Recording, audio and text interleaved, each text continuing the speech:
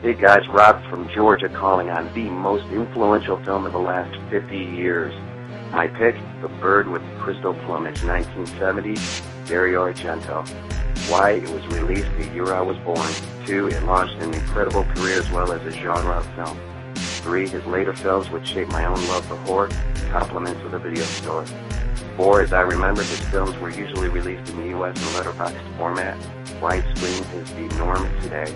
And 5, he helped propel Michele Sobea's career, for which we might not have his very own stage fright. That's why I have picked The Bird with the Crystal Plumage as the most influential film of the last 50 years. Hope you all agree. Please keep up the good work. Bye. Oh yeah, what's going on, everybody? Episode 50 is finally here. The 22 shots of Moodz and Horror coming at you live. I'm your host, Moodz616, and of course, I've always got my 2 motherfucking cinephiles with me. NES Ruler 22, also known as Jeremy, and of course, we've got the homeboy Double Shot J, also known as JP. What's going on, brothers? Episode 50 is going on. Oh, yeah. Going down right now. Right here. It is going down right now, right here, and we are live and starting actually a little bit earlier, which is very interesting for us, I have to say. And there is only one way to start episode 50. Texas Chainsaw Massacre.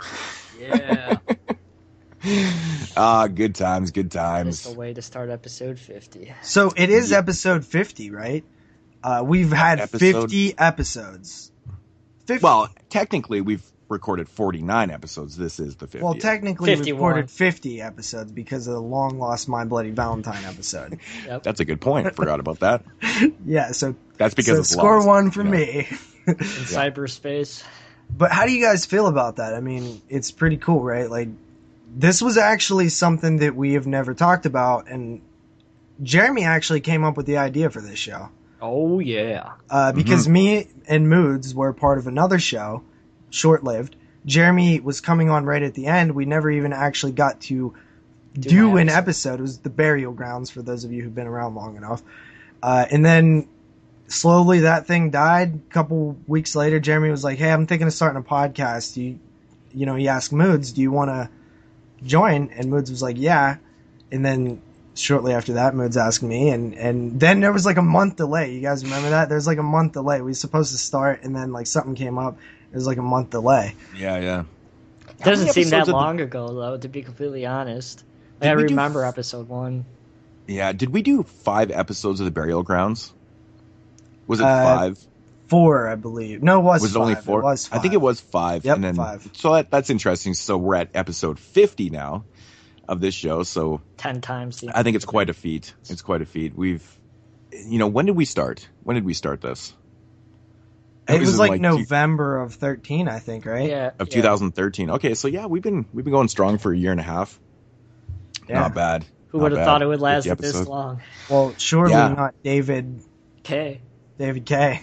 We've had our ups and downs. Of course, just even personally with the show, but we've battled through a lot of things, and it's actually quite amazing. Someone asked me, I think it was JP even said the other day, is like, what do you think the running time of our shows is? And I was like, it's got to be like a month, like time, because we've massacred a lot of time. Well, let's just say 4 hours on average. Yeah. Times that by 50, so that's 200 hours. I know, it's been a lot of hours we put into this, and here it is. All that work for episode 50, which of course is going to be the final episode. Just joking. I can hear people screaming out there. But yeah, I think what we want to do right now is get into a little bit of a disclaimer on exactly how we compiled this list, and how the list works. JP, do you want to give a little bit of insight into that? Yeah, so the first thing we did when creating this list is we just started listing off potential films, just rapid fire. Every film that we could think of, films that had no chance of even making it. In the end, they had no chance, but at the time, we were just saying anything that came to mind. And then we took the next step, which was kind of ranking a top 10, which was the core idea is let's get the top 10 done, and then everything else will fall into place. So we worked really hard on the top 10. I almost wish we would have had more time to kind of like hammer everything out, because I know that there's going to be that one damn film that is so obvious that belonged in like the top 15 and we somehow forgot about it. So hopefully that doesn't happen. But then we started ranking them. We took film A and said, is it more influential than film B? If it is, it moves on. It faces film C. It faces film D. So on and so on. And we just went down the list a bunch of times. That's actually the main point here. These films are not ranked by, quality of films. They're ranked by influence in the horror genre. Yeah, how did it affect the horror genre? So that's something that we really need to get across here. It's, so a lot of the films that are even at the bottom of the list are fantastic. And actually, number 50 is actually literally, I think, is one of the best horror films ever made. And I agree, 100%. But this list is what it influenced and stuff. See, a lot of these films are amazing films, but they didn't necessarily influence that much. As much as, say, number 5. Right? Yeah, exactly. So that's how the list is compiled, is by influential films. Yeah, which is what does that mean? What does that actually mean? Well, it means what effect did it have on the genre? Did it create a snowball effect? Did it was it ripped off a bunch of times? Did it create an entire genre? There's so many different things that can be sourced. There's so many factors of why these films are in the places they are. And, another interesting note, there's a few films that are really actually kind of high on this list that I don't even care for. Yeah. So this is not biased at all. This list is not biased at all. Like, my favorite film of all time, is not even that high, and that's the thing. So we compiled this list. We tried to, not be biased at all, and really kind of focus on the films themselves and what kind of effect it had on the genre. So we left all that aside and went to town that way. And we had some battles too, because there were films that I felt should be higher, and there was films that Jeremy felt should be higher, and it was kind of, majority rules. So sometimes I got my way, sometimes I didn't. But at the end, I think that we are all three pretty happy with the ranking, because that was a big thing, right? The ranking, it was very hard. There's one film in particular that we had the worst time with, because I hadn't seen it, and those two were on opposite ends on every battle. So it was a rough one, but we got through that one. We'll tell you more about that one later. Mm-hmm. Yeah. So, I mean, what can I say?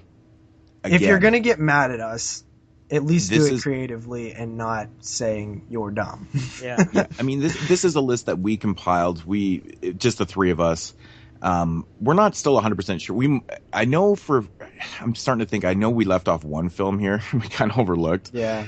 But, with that said, that's going to happen. This is a top 50 list. It's very, very hard. We put a lot of work and effort into this, a lot of hours. This wasn't just compiled in like an hour or two. This actually took weeks of, talking about the films individually, even before we started ranking. Okay, why is this film here? And then we actually came up with some points that we'll get to later in the film, or later in the show, why these films are in their spots. And, hopefully you guys understand why they're in those places and stuff. So, this is, like I said, it's still subjective, but this is the list that we came up with, and I hope you guys enjoy. And I will say one last thing, that I do feel like the top end of the list, in terms of like the top ranked films that we chose, are very well done in terms of the ranking. Like, obviously 50 to 40, 30, they can move around a bit more, but they really could. Yeah. As you get closer to the number one, it gets more and more concrete. Mm-hmm. Yeah, exactly. So I hope everyone out there understands where we're coming from here and how we compiled this list. Once again, this is not ranked by quality of films.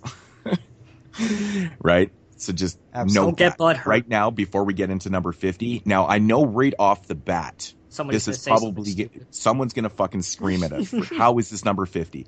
Because I will shit you not, all three of us went, how is that number 50? So we're in the same boat as you guys, but this is how it came down. This is how it fell into place. So without further ado, at number 50 of the top 50 influential films of the last 50 years, which is 1965 to 2015. Number 50 is John Carpenter's The Thing from 1982.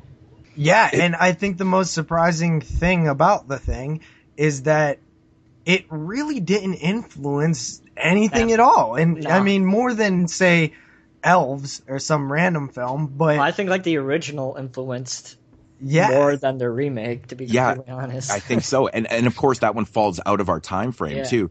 This was a film that we really kind of struggled with when we were doing the ranking, because all three of us consider this to be one of the best films, if not, even it might even be the greatest horror film ever made. I don't know. Yeah. A lot of people do argued. consider it. It's definitely an argue piece for that type of status. But, and we just, for some odd reason, we kept going, what exactly did this film influence? Nothing.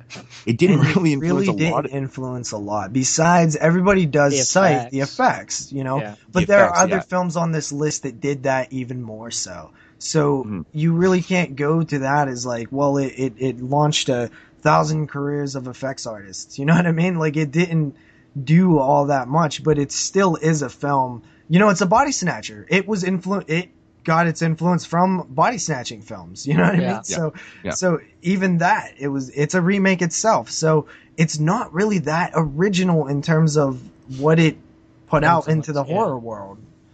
So I'm actually kind of glad that this one started off at number 50, because this is a great film. This is kind of proving our point that we're not being biased at all for quality of films, because to me, The Thing is a perfect 10 out of 10. I absolutely love this film, but I just can't find a lot of reasons to have it higher, because it didn't really influence a lot of things. This film was influenced by a lot of films and just it took a lot of different type of elements of film and created an amazing piece of art. So that's why it is so low on the list. Atmosphere, man. Oh, the atmosphere, the effects, the acting, the setting, the cinematography. The film's beautiful. Yeah, it really is. But that's it. I can't wait to get some feedback on that one. Hey guys, it's Matt. I'm doing my answer for episode 50 here. So my answer for best whatever horror it is, I'm going with John Carpenter's The Thing. This one made remakes insane. You can say a remake, and a lot of times people will think The Blob or The Thing. The Thing made special practical effects incredibly crazy. When you think about The Thing, a lot of people don't think of the original, which was A Thing from Another Planet. So everyone goes right to John Carpenter's The Thing. I think that's the best of the best 50 years. And those are others out there, but this was mine. All right, guys. Can't wait to hear what episode 50 has installed. Later. Yep. Number 49, Reanimator from 1985. Yeah, Reanimator from 1985. I know you love this movie, Moodz. I'm such a huge fan of this film. I can't exactly remember. I remember us arguing about the reasons why this one was influential. It's obviously got a lot to do with Stuart Gordon, H.P. Lovecraft, the Empire era. It really kind of kicked into gear that Charles Band's crew and stuff like that. Charlie Band. Good friend Charlie Band has to make an appearance on the list. Mm-hmm. I mean, there was, technically Zomcoms before Reanimator, but it's not like that goofy, silly one. I think it kind of influenced a lot of those type of films to come later. And I mean, this film had it all, though. It had pretty decent direction. Jeffrey Combs is absolutely amazing in this film. You cannot deny the fact. He's brilliant. It's such He's been in like everything, though. Yeah, this role is just like he was born to play that role, I think, effects wise. But I think it has a lot to do with the fact of the Zomcom, and the thing I love about Reanimator, it's not that goofy, silly, stupid Zomcom. It's like done properly, and I think this kind of was the the baby steps for a lot of films to come after. And I think that even as somebody who has never actually seen Reanimator, I do know the film enough to see that I've seen it kind of mimicked and mocked in other pop culture references, and even I'm even saying cartoons. I've seen it kind of spoofed and satired in cartoons and other things. It's the mad scientist and things like that. It's the whole Herbert West, man. It's like the whole character. you know. And of course the infamous head talking. Yeah, the head, you know, injection crotch talking thing. You know, that's been it's been mimicked and done to death, and you know, so you know, it definitely had a lot of influence. But yeah, Reanimated from 1985. Number 48, we have Sleepaway Camp from the year 1983. Yeah, Sleepaway Camp. Whew. So it was really the ending. Yeah, I think the ending really like jump started the shocking endings to like a new height. Yeah, and I mean, also, you have Friday the 13th and Halloween. You know, those probably up to this time were two of the more shocking endings. But I think this one's, for the time, really cemented, you know, the idea of shocking endings into everybody's, you know, mind. They took a formula, the generic video slasher, right? And they even rolled more with it in the sequels, where they took the marketing to the next level. They put Freddy's glove in the backpack. They put Jason's mask on the chainsaw. You know, like they kind of influenced the way, you know, 83, it's early still in the slasher era. And it kind of was like, you can sell a slasher and it could be just an average film, but if you have one good thing in it, like the ending, it will live on forever. You know, it'll be rented at every video store for a long time. And I think Sleepaway Camp did a great job at kind of kickstarting that cycle. Yeah. And listening to people's, like, you know, stories about renting Sleepaway Camp and then watching the film, and then they get to the ending and you can barely see what's going on because the video has been, you know, rewind and played so many times right at that point for the last, you know, 30 seconds. I think that says enough about how much the movie, you know, when I was a kid, the tape quality. Yeah. When I was a child, I didn't even realize that's why my video was so fuzzy gross at the end. I never even realized that was the reason. Yeah. I'm like, why I just thought maybe it was, I don't know, because I was so young, but yeah, Sleepaway Camp definitely separates itself because, I mean, when you really do look at the film itself, it's got a very generic formula to it, but then it separates itself from that pact by one simple thing, by having such a great ending. Yeah. And this is what a lot of filmmakers, I think, strive for, you know, like let's have a really great ending, because you can have a really generic film, you know, with, you know, interesting enough characters and kills, but that one thing separates itself, and that's Sleepaway Camp. And I think this is why it's on the list, because, you know, it's very, very memorable, and it influenced a lot of, you know, later slashers and too, I believe. And I think a film higher up on the list, like really high up on the list, benefited from the same thing that Sleepaway Camp did. Moving along, number 47 is 1987's Hellraiser, of course, directed by Clive Barker. You might be surprised to see this is another film that some people might be like, Hellraiser, really? But when you really think about it, Hellraiser is only known for a few things. It's a damn good movie. We know that. But what did it influence? The puzzle box itself, I would say, is kind of an influence, because it really, we've seen it ripped off and things like that. The Cenobites, you know, bondage, whatever the hell you want to call it, stuff that they're wearing, the S&M gear, stuff like that. I mean, Clive Barker. I think what Hellraiser did is took a very, you know, the premise of the film is just, it's interesting. You know, what they created with the demons, you know, I'd never seen demons like this in a film before. Yeah. If that's what you want to call them. I mean, that's what I always refer to the Cenobites as. They're basically demons from hell in a way. Yeah, but it's Clive Barker's hell, and that's the difference. Exactly. It's like Clive Barker created his own version of hell, which is entirely different than the Christian version of hell.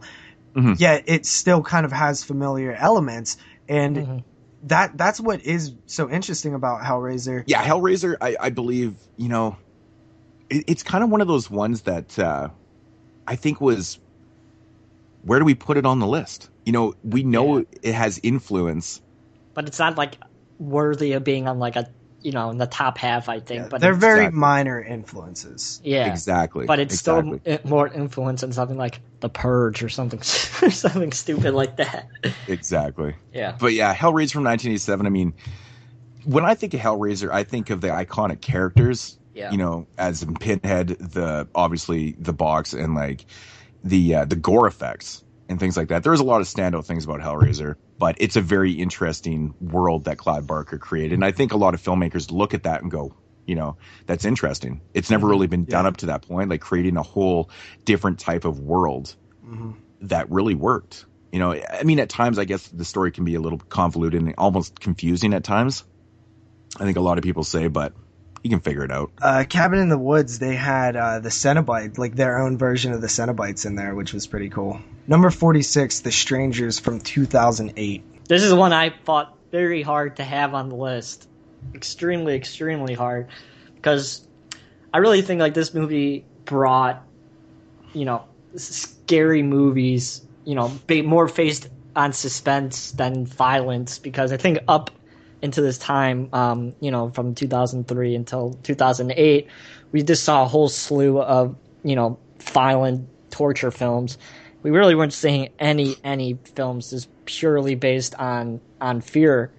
And The Strangers, I thought, really captivated on, the home invasion genre, which I think up to this point really wasn't, made in the first 8 years of the 2000s, unless I'm wrong. But as I was thinking, you can't really think of like too many really, really well-known home invasion films in the first 10 years of, the 2000s. But, there's a slew of them the past 4 or 5 years. So I really think The Strangers really brought the home invasion genre back into the eye of filmmakers, not even the mainstream, but the independent scene as well. So I think it should be on there for sure. Yeah, that's a pretty good point, because there was a lot of, home invasion films done in the 70s and maybe a little in the early 80s and stuff, but really it kind of, that subgenre of horror film had disappeared for a long time. Yeah, it did. And I think this one was a very notable one that does kind of, I think there was some in early 2000, I can't remember. But yeah, that's an interesting point, though. It definitely kickstarted the home invasion subgenre again. And Jeremy brings up a great point. In a world where horror was really in your face, this was kind of one of the standouts to bring back the suspense. Because as we know, horror films started with suspense and things like that. And it kind of went away in that era, the 2003 to 2008 era, where it was really in your face. It was hostile. It was Saw. And this one kind of slowed things down a bit and went back to the basics. Yeah. And I think this film right here is a perfect example of a film that's on the list that probably has a very, very, love-hate relationship with a lot of people. I know a lot of people dislike this film. A lot of people love it. So, but again, this is, the list isn't being ranked by, the films. It's the influence on the subgenre, right? Or the genre. So that's why this is on the list. I personally think this film's fantastic. And notably, I think this is actually the newest film that is on this list. Yeah. So that's an interesting note right there. Number 45, the top 50 most influential horror films of the last 50 years is Cube from the year 1997, the Canadian film. Yeah, and you're probably thinking to yourself, Cube, why is that influential? Well, Indies. For a lot of different things, indie films. But, this film, I've always said, was the main inspiration for a film like Saw that created an entire franchise, almost a whole subgenre in itself. There was films that were, similar, but not like this before 1997. I think this one is a very notable film for that reason. It is. And they took a concept of, 7 people trapped in a room with rooms on each wall and floor and ceiling that have more rooms outside of them. But the core concept is you're in one room. You're in one room. It's one of those films. It's a contained horror film, and it really is one of the first to do it like that. And on an indie level, they had 1.5 cubes, right? They filmed this whole thing in 1.5 cubes. They would switch out the colors of the walls, and that is super indie. That is super creative. And I think a lot of people did look at Vincenzo, who created this film, and say like, wow, this guy did it with nothing and an interesting idea. Like that's very influential. And I think a lot of people do cite Cube for those reasons. Yeah, it's very fresh, and it holds a lot of ground because of those reasons. So, yeah, it's probably a film a lot of people weren't expecting to hear on this list. But it should be on there. It deserves to be on there. But it definitely deserves to be on there. And this is the type of film that this is the reason why we put a lot of thought into this, so we could figure out films like this. Yeah. Cube, yeah, definitely belongs there. 1997, wow, crazy. Number 44 is Peter Jackson's 1992 Brain Dead, or as we know it, Dead Alive. Yeah. New Zealand, Peter Jackson. Gore. It jump-started Peter Jackson's career. Like, I can't think of like another film directed by him that, up until this point, that really anybody knew who Peter Jackson was. But after Dead Alive, he started to pick up steam more and more, and he started to release more films. And now look where he is today. Like, besides us and movie fans, nobody even remembers him for these kind of movies. But it's almost like he's a different person now. Like, that guy made those, and this guy has nothing to do with that guy. Yeah.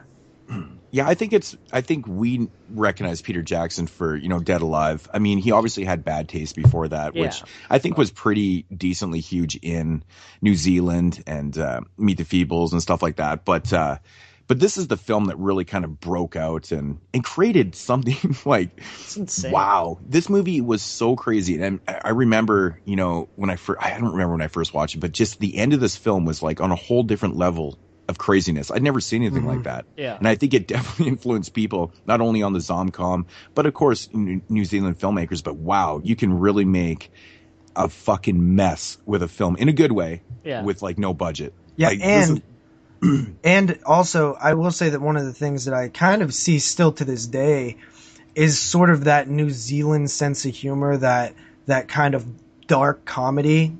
Things like Housebound kind of remind you of it. And I still think people are being influenced by that style of comedy, because I can't think of a film before Dead Alive that had that specific style of comedy that's kind of almost a little hard to explain, right?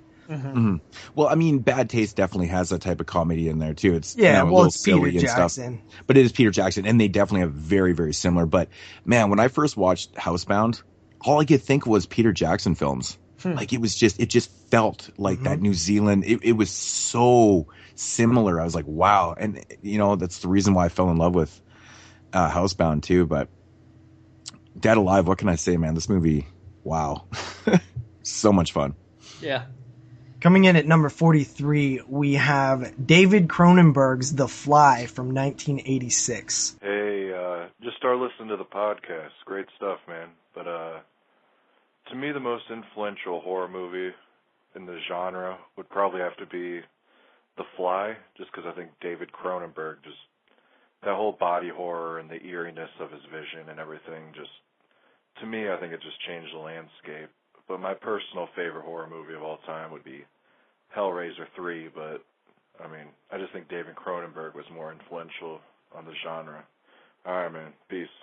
Yeah. Oddly enough, this is the second remake that's actually on this list. Yep. In the first place, I didn't even realize that when we were doing the list here. The Fly.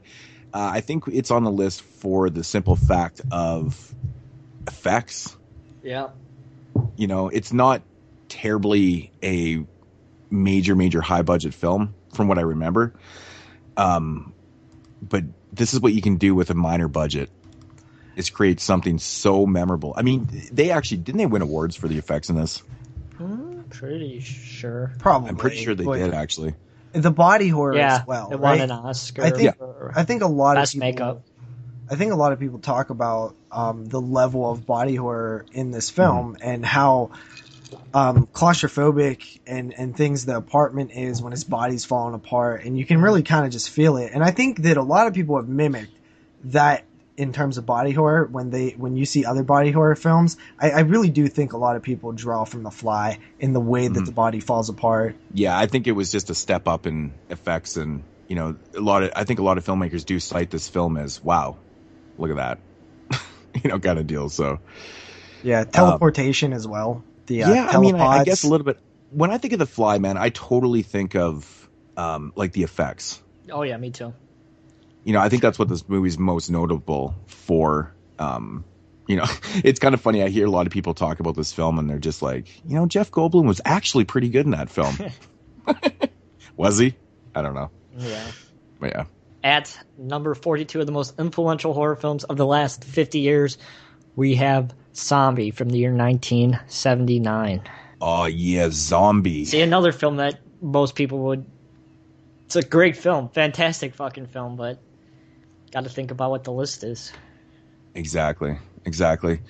I mean, quite obviously, this movie right here was influenced by Dawn of the Dead, which is like an unofficial sequel to Dawn of the Dead. And this movie right here spawned a fucking ton. Well, obviously sequels, you know, that were kind of unrelated to this series and stuff, but it spawned a whole Italian splurge of zombie films. After this, it exploded. I think this was the film that just kind of set the bar. Yeah, we need to make some zombie films. Yeah. And you know, there was just tons. Like there's so many that came after this, and I think you know, that's what Fulci did for, you know, the zombie film in Italy. But this one right here has not only some of the most amazing cinematography, but it has one of the most notable and recognizable zombies of all time too. That I think that's another thing. I think it could possibly be the most recognizable zombie next to, you know, Night of the Living Dead Cemetery. Yeah. Man. Yeah, I think this one probably is. You know, and to add to that, zombies that actually look dead, like actual corpse-like zombies, I think it's really kind of the first one to do that as well. Mm-hmm. Yeah, the effects in this film are awesome. One thing I really liked about this movie, too, is that, I mean, it had been done, I think, previously before you see zombies coming out of the ground. But this one just did it so hauntingly, and I think it's so memorable, too. And, you know, I don't think it had been done as well before this film, from what I can really amazing. But I think this film is on the list because of what it did for Italian zombie films. I mean... Really, there was some before that, but this one is the one that spawned a whole trend of basically kind of rip-offs in a way. But yeah, this movie's just fantastic. Great score, everything. Lucio Fulci, but the effects, I think that's what it's really noted for. In at number 41 is Robin Hardy's 1973 The Wicker Man. This was actually the one where we was battling over for a long time. Yeah, because I battled another movie that's up on the list, and I won. Ha ha ha ha. There's a lot of things that you can say about The Wicker Man. We could probably spend a lot of time on it, but you know, this movie right here has always been cited to be one of the best British horror films, you know, ever made. And I really have to agree. It's just fantastic. I think it's just so noted. You know, this one spawned a lot of ripoffs, and it's influential in that sake, for that sake right there. You know, this movie's been ripped off tons and tons of times. Yeah. But it's just a fantastic story and it's memorable, you know, and I think that's really what it comes down to. I mean, what else do you guys... Oh, you haven't seen it, JP. Correct. Jeremy, what do you say? Yeah, well, I guess so. I don't know what else more to say about it. I've seen it once, like 7 years ago. Mm-hmm. So I don't really remember. I mean, I think the influence is on British cinema. Mm-hmm. You know, I think that's what it is. And the fact that this movie has been ripped off and you know, multiple times and just copied throughout the years. I mean, it spawned a remake, I believe, in the mid-2000s or something like that, which was fucking Nicolas terrible. Cage. But yeah, this one is, you know... And a sequel. I mean, it obviously didn't... You know, there had been obviously there's a ton of British horror films before this that were very notable and stuff, but this one is duly noted and considered to be one of the best ones. Coming in at number 40, we have one of the best zombie films ever. That is Return of the Living Dead from 1985. Directed by Dan O'Bannon. Yeah. Great cast, Tom Matthews, Linnea Quigley.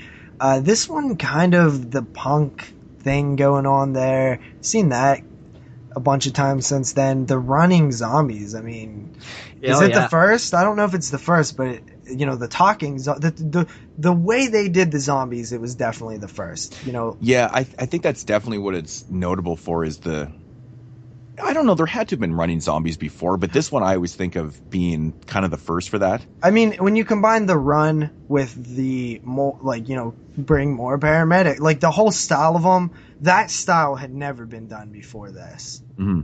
I mean, it's very influential for the fact of being a zomcom also. Yeah. Which I think is a lot of done to death now. But was there a zomcom before 85? Probably. There probably was. Not as notable. There was definitely a lot more serious zombie films up until this point, but this one really kind of solidified itself as it had a lot of different more things low going on. budget than it was really low budget, wasn't it?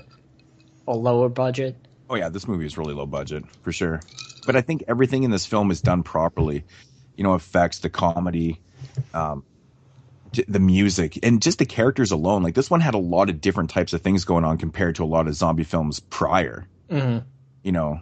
So I think that's why it sticks out, and it's very influential in the aspects for the zomcom aspect of things. So number 39 of the top 50 most influential films of the last 50 years, we have the U.S. remake of The Ring from the year 2002.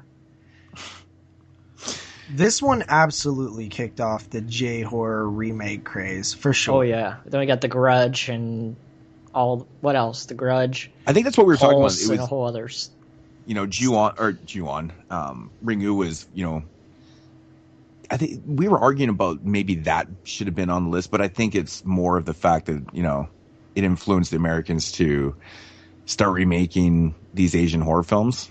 Yeah, and this is the one that set it off. Well, it's not just the Asian films too. I fought for this one to be higher on the list. This was the film that kind of took the idea of taking a successful foreign film and remaking it for a U.S. audience, which we're still seeing today with things like Housebound and, you know, all the other remakes. Let the right one in. Which hasn't materialized yet, but I think that's a very, very good point. This is kind of that film. Yeah, and that's why I was fighting for it to be higher on the list, because it really did shape the next decade of horror in terms of remakes. I mean, we see them all the time. A lot of South Korean films, a lot of, French films, just a lot of everything gets remade. And Martyrs is being remade right now. It's a trend we're still seeing. And it all started with The Ring in 2002. Yeah. Yeah, there's no denying that. It's a good argument, JP. This started the trend for lazy people. I think just remakes. Don't check out the original. We'll just remake them over here, and so you don't have to read the film. Yeah, I think that's what we were discussing before. But that is a really good point. I think, 2002. I mean, how many foreign films have been remade in the last 13 years? Well, remakes for the American audience? Wasn't even that popular. Done back then. Like they didn't really start until 2003 and so on. But I mean, it kind of this was the Kickstarter. And how many have we seen? Well, I'm not talking remakes. I'm talking foreign. I know. How many have we seen? It's insane. Yeah, there's tons. So it's a really, really valid point. So, yeah, if you're wondering, people out there, why The Ring is on there, that's exactly the reason. Yeah. Okay, coming in at number 38 is Alexander Aja's 2003 Switchblade Romance, or also known as High Tension. Yeah. Jeremy, do you want to kickstart this one? All right. So this is another one that I fought high and low for, because when you think about it, 2003, the movie pretty much got made in 2002, and it really is the film that started off the French Extreme movement that absolutely took over the United States with, Saw, and therefore, sure, you had Cabin Fever 2002, but I don't really think that would be considered, influenced by French extreme films. I think everything after Saw, we started to see a pretty high influence from High Tension. So, High Tension, it launched, Martyrs and Them and Frontiers and Inside. And, of course, here in the United States, it launched Saw. And I think it'd be huge, widely successful on DVD here in the States. I think that's one of the main reasons the film, is talked about like it is, because it did so well on the home market. So just because it started the French extreme movement, which is, highly, highly influential and, seen aspects in so many other films, that I think it should be on the list. Pretty much where it's at, in my opinion. I do agree, though. This movie was really kind of, I mean, it wasn't huge, but it was everywhere. Yeah. When it came out, and like you said, it was really big on DVD, and it is true because it was like in all the video stores, and it was like, what's this film? So it definitely had, its name out there. But yeah, it definitely started off that French extreme films for sure. It's a good point. I mean, sure, there was a few, one or two before, Stand Alone and Claire Denise's film, but this is like really like exploded it. And even I Stand Alone isn't really French extreme. Next up, coming in at number 37, we have Eli Roth's directorial debut with Cabin Fever from the year 2002. Yeah. This one was really indie, right? Like it's an Super indie film that hit the festival circuit. It's one of the first success stories in the festival circuit, right? Horror-wise. It did big things. It came out of left field. Nobody was expecting it, and it kind of shook up the horror world. And it really, personally speaking, it influenced me a lot because it kind of got me back into horror when I first seen it, because it was something different that I hadn't seen before, like the gore, the grossness, the cabin. It was all just good stuff. Mm-hmm. Yeah, I do definitely agree with this one being super big on the indie circuit because, around 2002, I mean, this is when horror was kind of dead. It was a little bit dead, and I think a lot of more. Yeah. I mean, especially with the studio films and shit like that. Especially studio films. So this is where the uprising of the indie film basically became like a factor. These are the films that were getting. These are the films that kind of were being recognized, and I think films like Cabin Fever, once it got out there, and other indie filmmakers and filmmakers in general saw this, and they go, Jesus Christ, like, look at this little independent film that can, do big things, and it influenced a shitload. I mean, you look at even right after this movie came out in the years to come, like how many indie films were just dropping left and right. Yeah. Like, hey, we can do this too. Therefore, this is the influence that it had on the indie filmmaker. And this movie was good all around. Like, it actually had, a decent cast to it. Like, Jordan Ladd was in the film. Ryder Strong. For an independent film, that's pretty cool. I mean, I guess they were. Especially for, like, his first film. Yeah. This was fresh off of working for Troma and shit, you know what I mean? Exactly. And in the effect, like, everything about this film was really entertaining and nasty, actually. Yeah, it's pretty gross. And But, I mean, memorable ending, too. Yeah, and a memorable ending. Ending. But yeah, I think this one really definitely got into the heads of filmmakers and went, fuck, I can do that too. Yeah, and then we just see an surgence of these films come out. Yeah.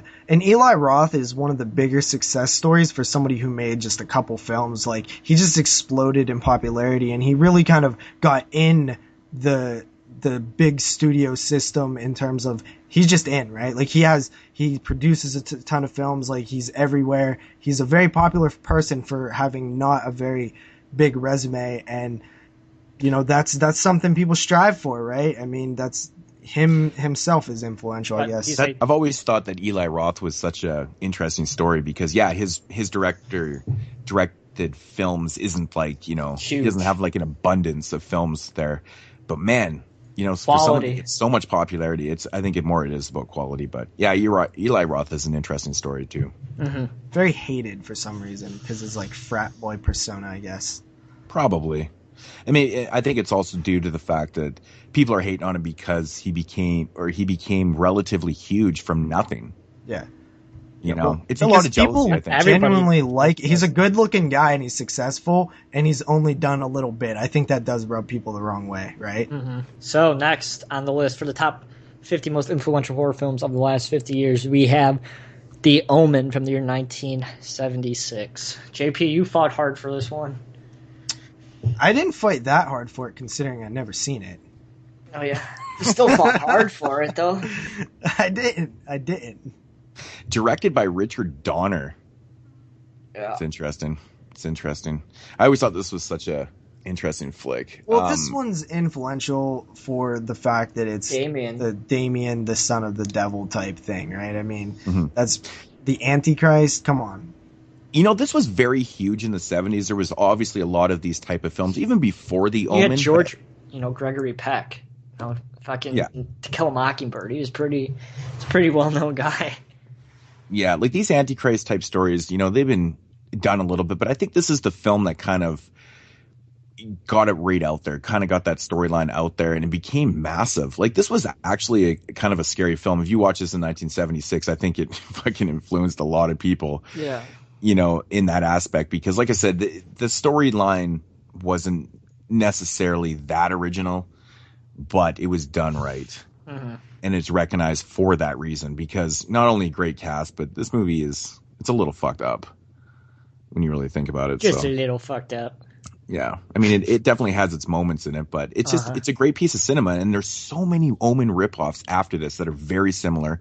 This even spawned a remake, of course, in the 2000s, which It came out 6/6 of 2006. I'll never forget that release date. Yeah. And that movie is it's a bad remake. Yeah, it's pretty shitty. Terrible, terrible cast. I hated the cast in that film, but, you know, this one definitely has its mark on that type of subgenre. And it made a franchise. Mm-hmm. It spawned a franchise too. And I will say The Omen 2 is a fantastic film. So, but yeah, just for the aesthetic of the film. Yeah. You know, The Omen is what it is, and it's very memorable, and it influenced a lot of I hate using the word ripoffs, but it's true though. You know, it's just kind of that staple film. You know, it's another one of those. It's like The Exorcist, you know, in a way. You know, The Exorcist seems to be that staple film that thousands of films are ripped off from. You know, so I find The Omen fits that kind of category too. So in at number 35 is 1981's John Landis's An American Werewolf in London. Yeah, another film that has phenomenal makeup. Which is mostly noted for, you know, American Werewolf in London doesn't overly have the craziest story to it, but I think the structure of the film is fantastic. But this one is mostly noted for having probably the best werewolf transformation. Not even probably, literally the best. I think it's kind of unanimous in terms of everybody kind of agrees. You never really some of the best makeup ever, though. No, it is really amazing. Really good. Yeah, I think this won an Oscar too. It did. It won for best makeup, for best effects. Yeah. Yeah. Deservedly, of course. Well, of course. You know. See, that's the thing. It's like you would never see that today. It's kind of sad. Makes me sad. Yeah, it's, you know, Rich Baker, who I believe actually won for the awards, right? Yeah, he won. Or for the best makeup. Yeah. I mean, he's absolutely amazing. His resume is ridiculous, but this just kind of solidified itself as being kind of like, you know, films want to be like this. You know, if you're doing practical effects, this is kind of that plateau film. Yeah, you want to be like this. This is what you base your film off of. Yeah. Or this is what you try to strive to be. I think that's like a better way to say it. I've always thought that this movie is so the structure of American Werewolf in London is so odd. You know, have you guys watched it recently? Like when I you saw watch it the once movie, in like 2004. It's actually kind of a strange film at times. It's a really strange film that, you know, is played off to be like a horror comedy, right? Mm-hmm. You know, but it has like these really odd elements to it, and I don't know. It's a very memorable film. It's not my favorite werewolf film in the world, but also, you know, the black comedy. John Landis, for one, I mean, pretty much influenced a million horror fans to care about somebody who's literally only done that one thing in a couple Masters of Horror episodes. It's crazy. We talked about that in the Masters of Horror episode. But, John Landis is so ingrained in horror pop culture and really hasn't done a whole lot. But not even for pop culture and horror pop culture, but just in general. I mean, he has a good resume.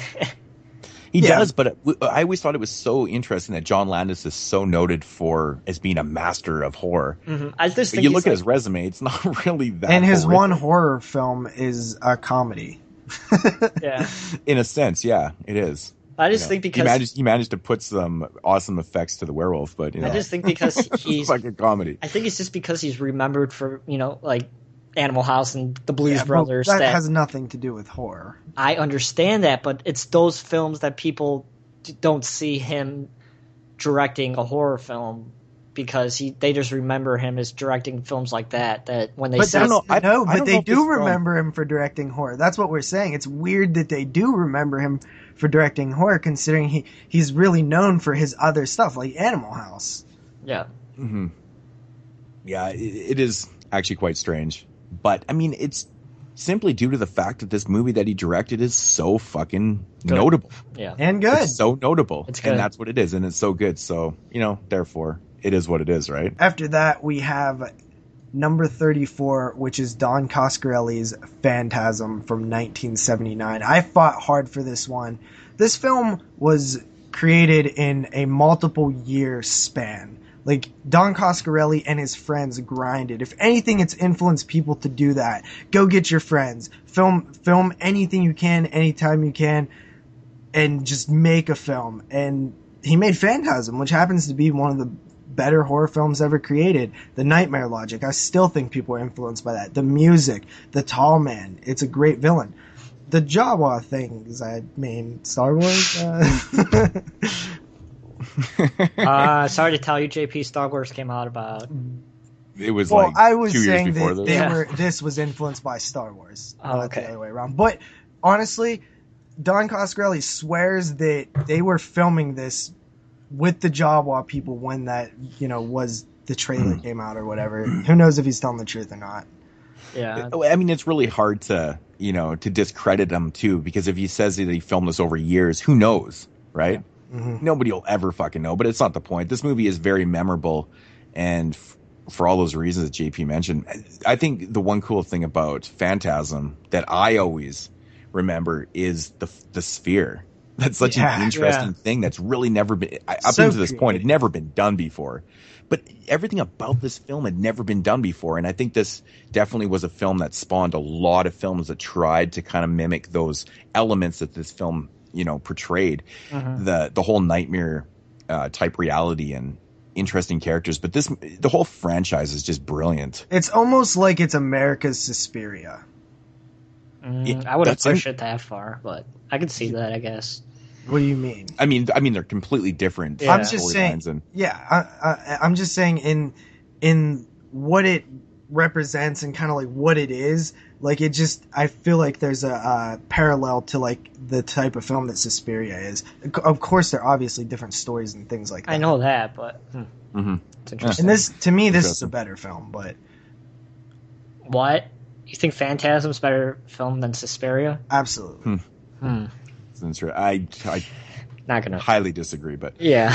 even though I'm actually wearing a Phantasm hat as we speak, which is kind of odd, but no, I think Phantasm is one of those films that I think people tried to kind of copy a little bit, but failed miserably, man. This is one that is so memorable, and that's why it's influential on this on horror. Hey guys, how's it going?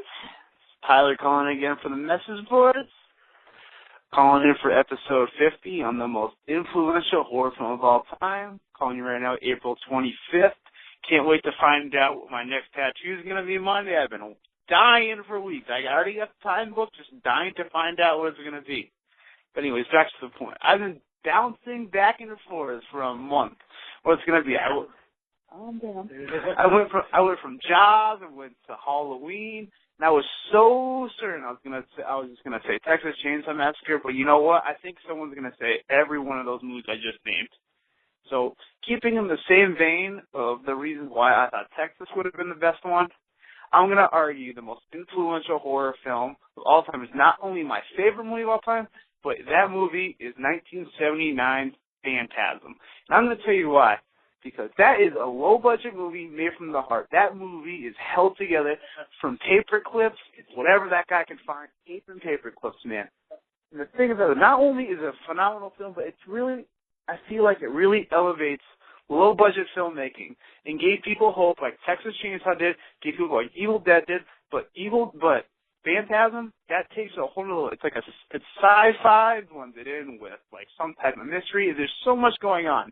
And I really feel like that influenced you, that you can do what you want having dick for money. It took these guys almost 2 years to film this movie on the weekends when they had free time, but they did what they want. There's so much going on that Don Cost, he didn't give a fuck. He wanted to make his movie. He didn't care what anyone else thought. It's not some straightforward movie like Halloween was. It's not a straightforward movie like Texas Chainsaw. I love it. Halloween, I love it. But they're pretty straightforward. They did what they did. They were great for the time.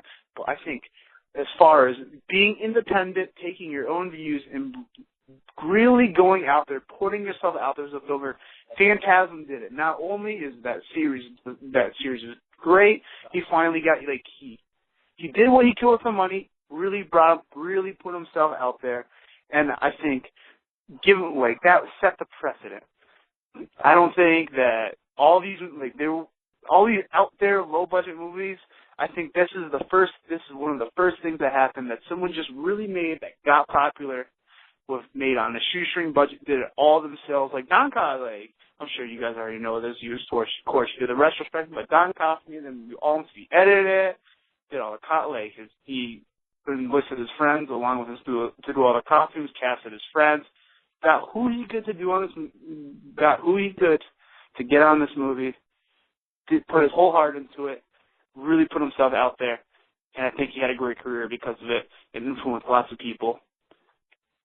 Hope you guys see where I'm coming from. Number 33 in the top 50 of the most influential horror films of the last 50 years, we have Mario Bava's A Bay of Blood from the year 1971, which is a movie I haven't seen. So, yeah, A Bay of Blood is duly noted as being, it's always classified as being like a giallo type deal, which, yeah, in a sense, but it has so much slasher elements to it. And I think this movie influenced a lot of American slashers. I mean, obviously, 71, that's so early. The kills have been mimicked to death. Yeah. I mean, come on, man. Like Friday the 13th, they basically mimic some of the kills that were right from this film. In part 2, but I mean, it's just the whole structure of this film. Everything has been ripped off. Cinematography, kills, just the whole style. This is 1971. This is early, years before Black Christmas. What we know as Black Christmas 74, but then take a film like Halloween and even Friday the 13th. These are years and years later. Yeah. Many years to be influenced by Bay of Blood. And it's kind of a shame that more people haven't seen this film. You guys need to check it out. But, it's simply for those elements, man. All those elements have been mimicked and taken right from A Bay of Blood. It's one of those films that when you watch, you'll go, holy fuck, I've seen this all before. But this is years before. Mm-hmm. That's why it's on the list. I have to check this out. Yeah. Everyone tells me to watch it. I just haven't got around to. Should probably check that out.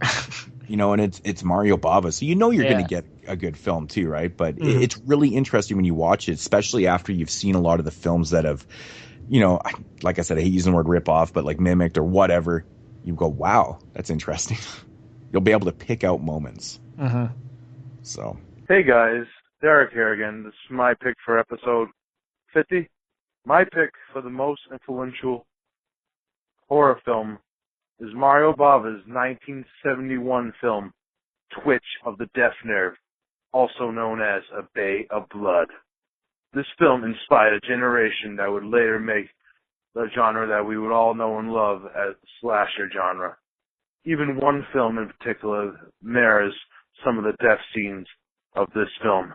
Any Bava film could be used really for most influential, but this is the one that really affected me with the history surrounding it.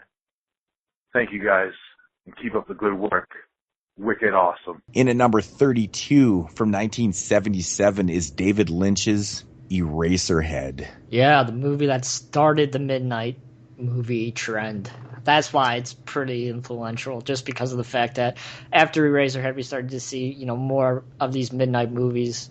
I don't know if it started midnight movies. I think what Eraserhead did for midnight movies was make it kind of more accessible. Yeah. A little more mainstream. It made it a was thing. Midnight movies. Yeah. It made it more of a, yeah, exactly. Made it a thing for people to go and do. Midnight movies were always around. Of course, we had like Pink Flamingos and there was other films and stuff, but Eraserhead comes out and it just like, everybody is going to see these films now. Yeah. It was the film that kind of brought people into the midnight theaters, so. But what a fucking weird one. It's just such awesome cinematography, man. It's a beautiful movie. It really is. And you can tell this movie's influenced tons of directors. I mean, look at freaking Tim Burton. Between this and German Expressionism, it's like that's Tim Burton. I've read a lot of I've read a lot of articles and, certain things that people that have cited this film for being a huge influence on the way they make films and, the way they shoot things. And I was like, wow, Eraserhead always gets noted. And that's why it's on the list. It's one of those films that always people mention. And, for filmmaking and, of course, the whole Midnight thing, this one's a very notable film in cinema history, not just in the last 50 years, but I think of all time. Oh, yeah, I think if we did a list of the most influential films of all time, I think this one would still be on the list. Just for those reasons alone that we talked about. And I also have to say that this movie right here is probably, I've seen a lot of bizarre films. David Lynch's films in general are really bizarre, but this one has to be one of the most bizarre films ever created. Yeah, and it doesn't only achieve that through story and video. The audio just adds a level of depth that a lot of movies don't. Not even today can't even touch. Created, it's all created by that industrial sound. And the thing is, that's very interesting to me because, I live in an industrial town. That's what we have. We have mills. I live around these sounds all the fucking time. So when I see this on a film, I'm just like, wow, I really understand that. Yeah. And it creates such an interesting atmosphere, and it's so original. This movie, nothing had been done like this before, man. It's so strange. It's just a level of depth that most films don't have. Just the sound design is amazing. Also, the sound design is just on a different level. Oh yeah, So coming in at number 31, we have Stanley Kubrick's The Shining from the year 1980. What can we say about The Shining that would only take a couple minutes? It's just a great piece of cinema. Tracking shots, man. Yeah. Fucking dolly shots and the tracking shots. I think on a technical level, fucking amazing. On a technical level, it's influenced very many people. Not so much tracking, but the dolly shots. Holy fuck, man, it's good. Just that scene of Danny on the tricycle is just. Oh yeah, that's an amazing scene. But actually, the whole film, the whole set of that film is amazing too. Yeah. How they did things and stuff. But I don't know. I think this is kind of a great staple for psychological horror. There's a lot of different. This film falls into a lot of different categories. I've had this in ghost top list. It's psychological. There's so many elements to this film. Could be a drama. Yeah, I wouldn't even know how to categorize it, to be honest. Yeah, it's a strange one, but this movie's noted for being just a great piece of cinema. Oh yeah. And I think it did influence a lot of. Kubrick. But I think. Kubrick in general, all of his films have influenced multiple filmmakers in tons of different genres. Kubrick just has a range of tools. He's directed, sci-fi movies in 2000. Me and Moodz talked about this crazy when making this list, about how Kubrick's films are so different. He's done so many different. I've never really seen a director be able to nail so many different types of films. They're all different. Every movie he makes is a fucking masterpiece. Mainly because he takes fucking 400 shots per scene, but it's oh my god. Such a perfectionist. Literally to the T. The most perfectionist of anybody, probably. He ran Shelley Duvall out of show business. That should fucking tell you something. It's It's so fucking anal when it comes to filmmaking, man. But yeah, I think this film, just as a film, it's just absolutely intriguing. There's so many things about this film that I think people would love to accomplish in their careers that you probably will never do. Yeah. Everyone wants to make a film like The Shining, and I think that's why it sits there on the list so high, because it's such an amazing film on so many different levels that you really could talk about this film all day. For the simple fact that it doesn't even fall into one category, we can't even think of how many, psychological horror. Really, it definitely is. But for me, The Shining, every time I watch The Shining, I literally find shit in that film that I swear I didn't notice before. There's something odd about that film that just seems to, I think the more and more you watch it, it's just the more you love that film. I can't even imagine someone, I don't really like The Shining. Did you ever I really don't like watching The Shining all that often. I love the film. It's just not a rewatch for me. That's Do you think interesting. this like started the Stephen King craze? It's too exhausting. Yeah, and Jeremy's correct. It's one of the films that kind of kicked off the big Stephen King craze as well. Obviously, Carrie, but The Shining was one of those big ones. Mm-hmm. Yeah, Salem's Lot was just before that too. I mean, he had a couple films just before, but this is an early. I think this is probably the big, because Carrie never got his.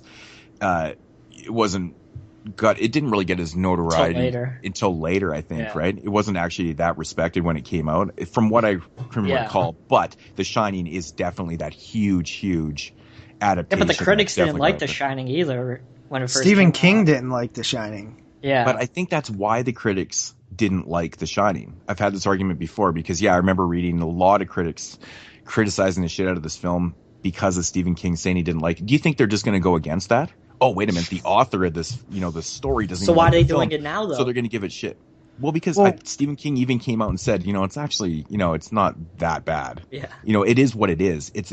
I think he came to terms with the fact that Kubrick took the idea of the film and created his own piece. He didn't adapt it in full. And I think at the time, Stephen King maybe was a little butthurt because what he wrote. Of course he was. It was so personal to the him. Adaptation. And not he only wanted that. The adaptation. Not only that, but as it's known, Stephen King put a lot of himself, the father, the alcoholic thing, in the story of The Shining. Exactly. So it was even more personal to him than some of his other films. Exactly, and I can totally see where Stephen King's coming from, man. If that's totally about you, and this filmmaker takes that idea and kind of changes it up a little bit, I can see where he's coming from. Be a little butthurt, but I think it has a lot to do. Stephen King says, "I'm not a big fan." The critics agree. He later comes out and says, you know what? Actually, it's a pretty good film. And then the critics kind of change their mind. But, I mean, really, it's about the fans here. Come on. Yeah. I mean, we're the ones that, kind of respected it and it made it what it was. I mean, if no fans liked it, do you think the film would be where it is today? No. No. Do you think Room 237 would have came out? No. No, exactly. You wouldn't have documentaries based on the film. But I think this one is just a film. It's like another one of those high staple films that a lot of filmmakers want to make, but really can't. Next on the list of the top most influential horror films of the last 30 years, we are at number 30. Oh yeah, 20 down, 30 to go. We have Wesley Craven's 1972 film, The Last House on the Left. What an angry movie. Yeah, it's brutal. And this is, this 72. It's like early brutal. This is one of the films that I'm not actually a huge fan of. I really don't like to stress this, but I'm a big fan of like rape revenge films. I know that just sounds so fucking bad. I watch a lot of them because I've noted this many, many times. I find the ultimate revenge is rape. If you can get your revenge after you've been rape is so vile and terrible. Revenge from being raped is just the ultimate revenge to me, man. So I think that's why I'm intrigued by these films, and I find they work so well generally. This one right here is a little too goofy for me. I find the music, it's just off-putting. I find the tone of this film switches too much for me. And, I don't think it's a terrible, terrible film. I think with a couple, there's a couple missteps in this one that, doesn't really do it for me. But we're talking about influential. Yeah. And I agree think this with one those things that you said, because I've always kind of said that too. The comedy and stuff is too much. It doesn't make sense. But the terror and the horror, when it's happening, it is some brutal stuff. And I think that's where the influence comes from, is those moments of pure horror. The Krug and the gang after the rape, and they're all standing around, and that guy said in the documentary, they're looking at their hands, it's covered in grass, they feel disgusted, and you as a viewer feel disgusted, and that feeling has, this obviously probably isn't the first rape revenge film, but this is based off the Amar Bergman film, right? Yeah, I mean, I think that's where, or whatever, is that it? Yeah, where Wes Craven got the idea from. But this is probably the first duly noted brutal rape revenge film that's what out there. And this is why it makes the list so high, because let's face it, this came out in 1972. It's 2015. How many rape revenge films? And even directors and tons of people would fully admit they got their inspiration or the idea or whatever from this film. It's a staple film. And Wesley Craven, said that, post-Vietnam, he was a very young, angry person, and he like put everybody that else into his film, and it definitely shows. And okay, Last House on the Left, The Last House, come on, that how many damn times do we see that? Yeah. And actually, there's one thing that we haven't mentioned yet. This movie also has probably one of the best taglines of all time, or promotional pieces, I should say. The repeating of "It's only a movie." Yeah. It's only a movie. Which I did find out recently that I think that was lifted from a Herschel Gordon Lewis film. Actually, you know what? You are correct. I believe it's actually from Blood Feast, isn't it? Yeah, so I remember we talked about that, and then later I watched a documentary on something, and I was like, oh, wait a minute. We was crediting the wrong person. That is true. That is true. I forgot about the Blood Feast. Yeah, that just, when you said Herschel Gordon Lewis, I was like, oh, wait a minute, Blood Feast totally used that.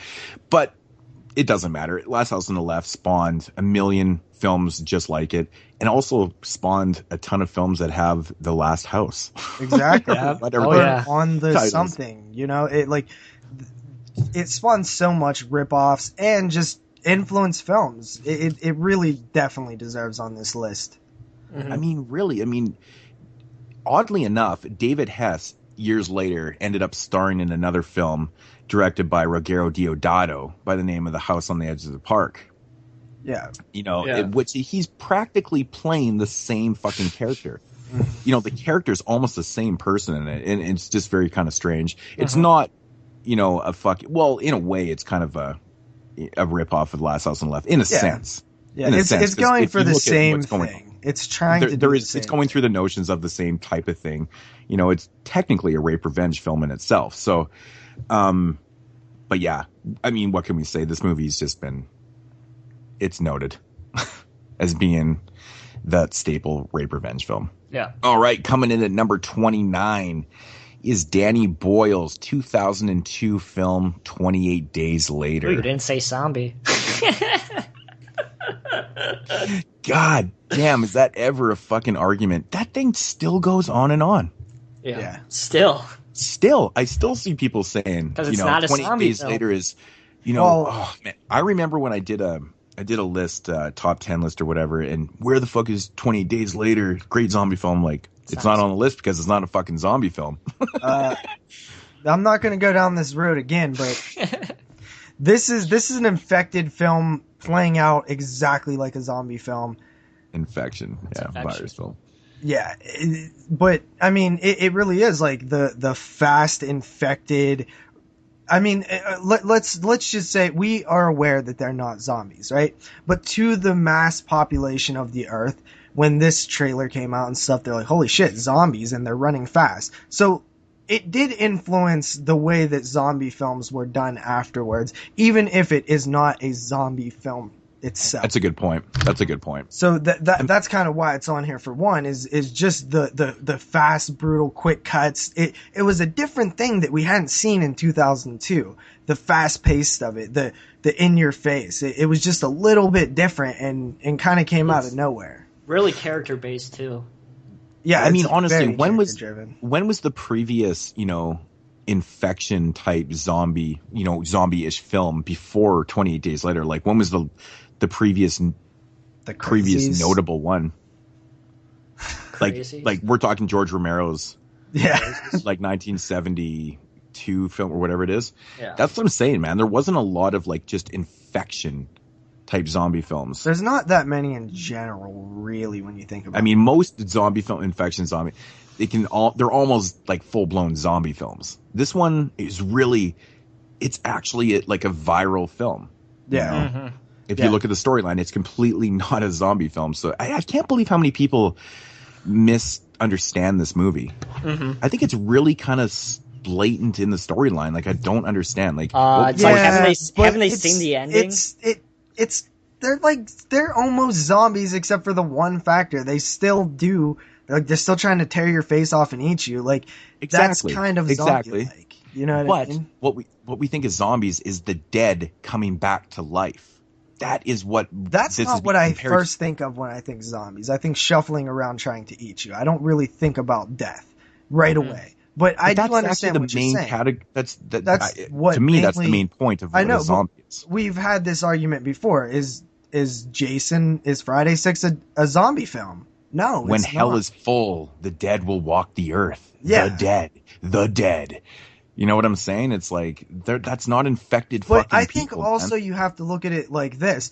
When somebody gets infected, they are pretty much dead because they're no longer who they are. Their body might not be dead, but they are dead as Their hearts never stop beating. But if their hearts never who stop you beating. know that the person that you knew, they are Getting dead, real technical. and that's why people compare it to zombie films because I understand. I'm not actually like retarded here.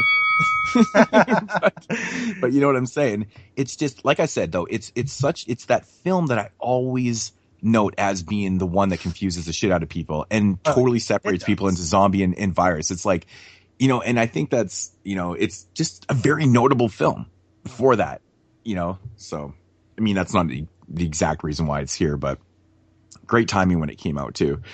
I mean, this was something different. Early 2002, we noted before that early 2000s horror films weren't doing that great. No. The 2003 to 2002, 2003, really we saw a change. And Exactly. films like And 28 Days Later is why. These are the films, and this is one of the reasons why it's on here, is because it came out at a time where it was a fucking game changer. Yeah, it set the template for the rest of the decade, you know, films Exactly. like this.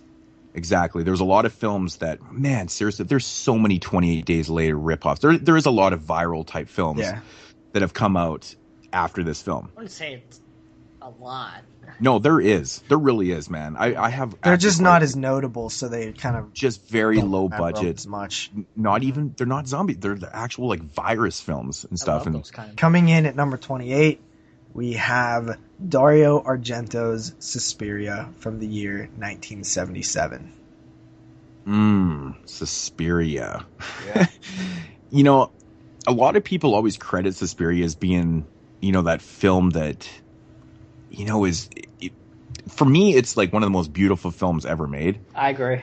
Visually, Yeah. it's so outstanding, the effort that Argento put into lighting and colors and just the specific detail of scenes and the way they were shot and everything. It's one of those films you're just like, wow, you're just mesmerized by it. Yeah. Even if the storyline is a little contrived and a little confusing at times, but the storyline is there. This movie is absolutely beautiful. It is beautiful. You know, it's not necessarily the very first film to use color schemes like this. You know, Mario Bava, Blood and Black Lace is kind of similar actually, which came out years and years prior. You can notice the reds and the blues and everything kind of pops out. I mean, it's like an Italian thing. I don't think there was too many other people that were doing films like this, but Suspiria is duly noted for being that type of film, but it's influential because it's a beautiful horror film. It not only has an amazing score by Claudio Simonetti, cinematography, the kills are fucking fantastic. Suspiria is just one of the best films ever made, in my opinion. Yeah, it kind of set the, you know, template for the style over substance film, like how to do that. Really focus on the visuals and the sound and the colors and the blending, and really a lot of especially independent filmmakers really pull from Suspiria in terms of what they are putting on the screen. Exactly. They attempt it, they try to copy it, but they really don't succeed, and that just, you know, goes to show how awesome Suspiria is.